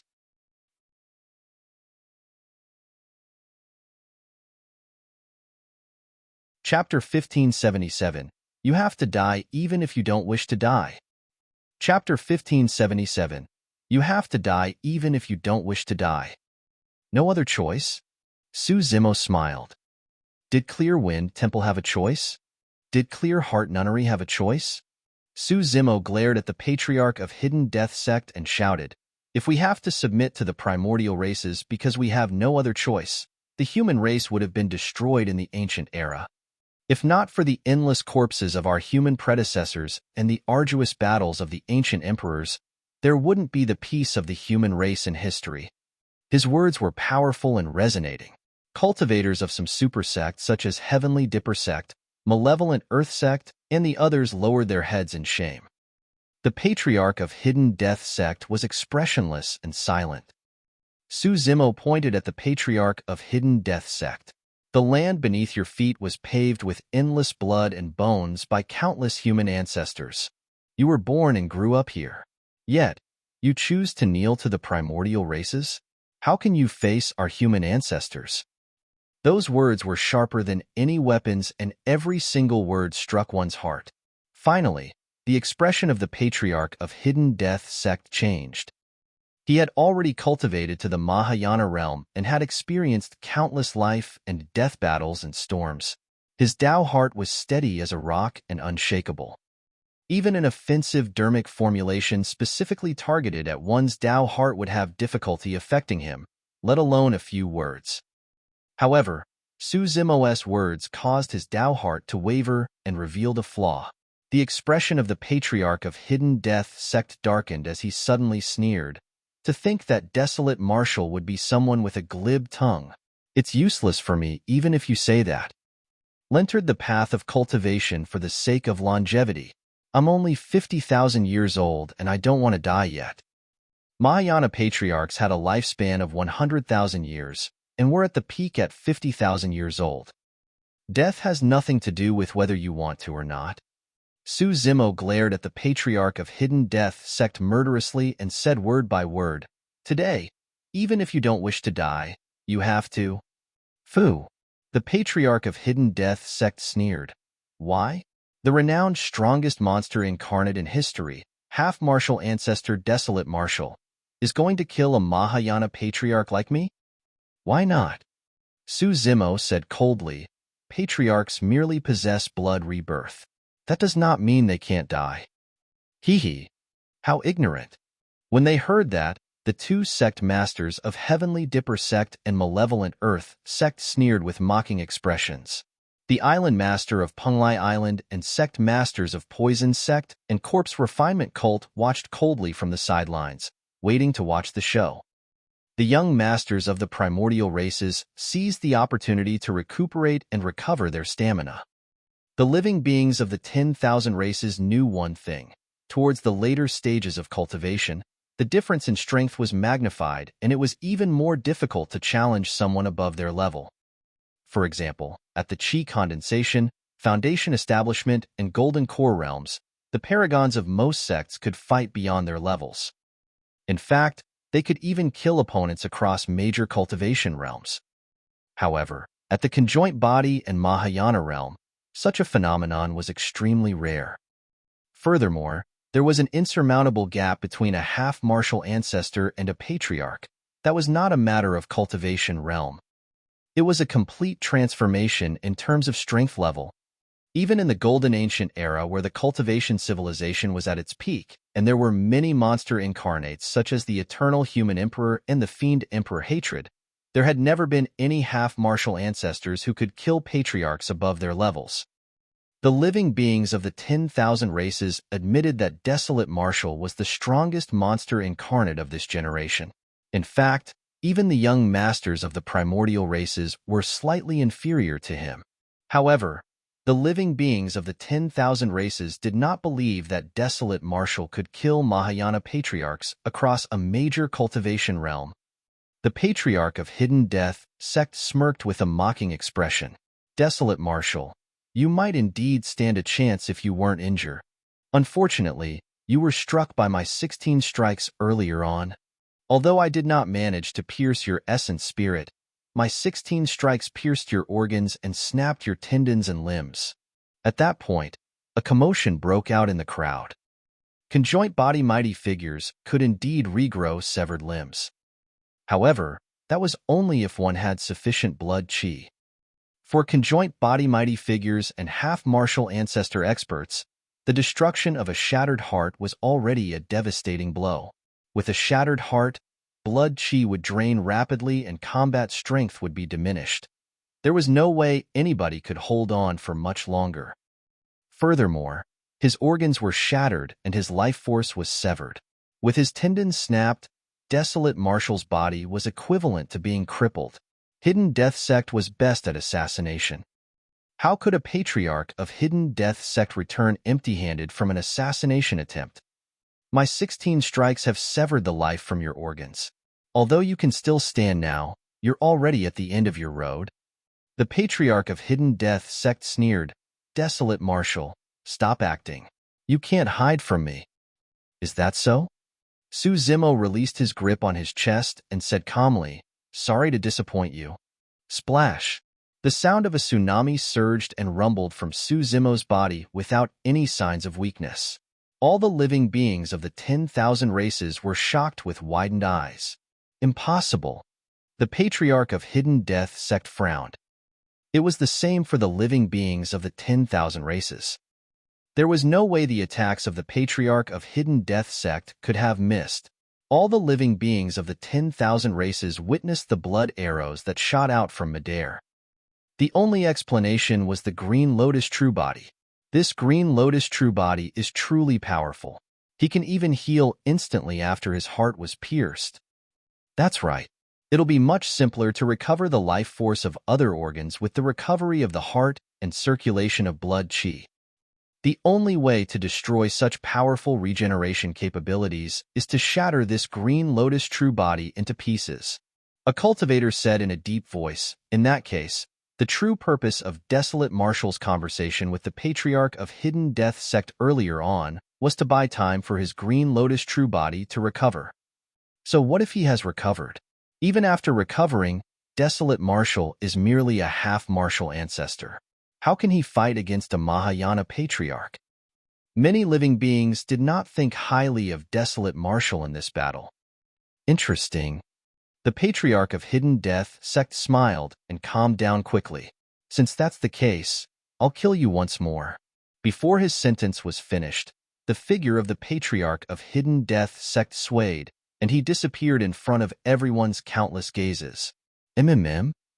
He's gone. I can't even sense any aura. All the living beings of the 10,000 races widened their eyes in shock. The Palace Lord of Enigma Palace's heart skipped a beat as though he recalled something. Suddenly, he shouted, Desolate Marshal, watch out. That's a divine power. Invisibility. Invisibility was one of the thousands of lesser divine powers. There were many concealment dermic arts, but they would always reveal various flaws. As for invisibility, the Patriarch of Hidden Death sect truly vanished completely without a trace in front of everyone. Be it spirit consciousness probing, listening, or sensing, none of them could detect the aura of the Patriarch of Hidden Death sect. That was the terror of Hidden Death sect. This lesser divine power, coupled with Hidden Death sect's assassination Tao, was perfect. Even ordinary Mahayana patriarchs could not defend against this sudden attack. The Patriarch of Hidden Death sect vanished. However, everyone knew that he would definitely launch a thunderous attack the next time he appeared. You're tuning in to the Warrior Lore YouTube channel. Don't forget to subscribe and join us on this journey to catch the most captivating stories.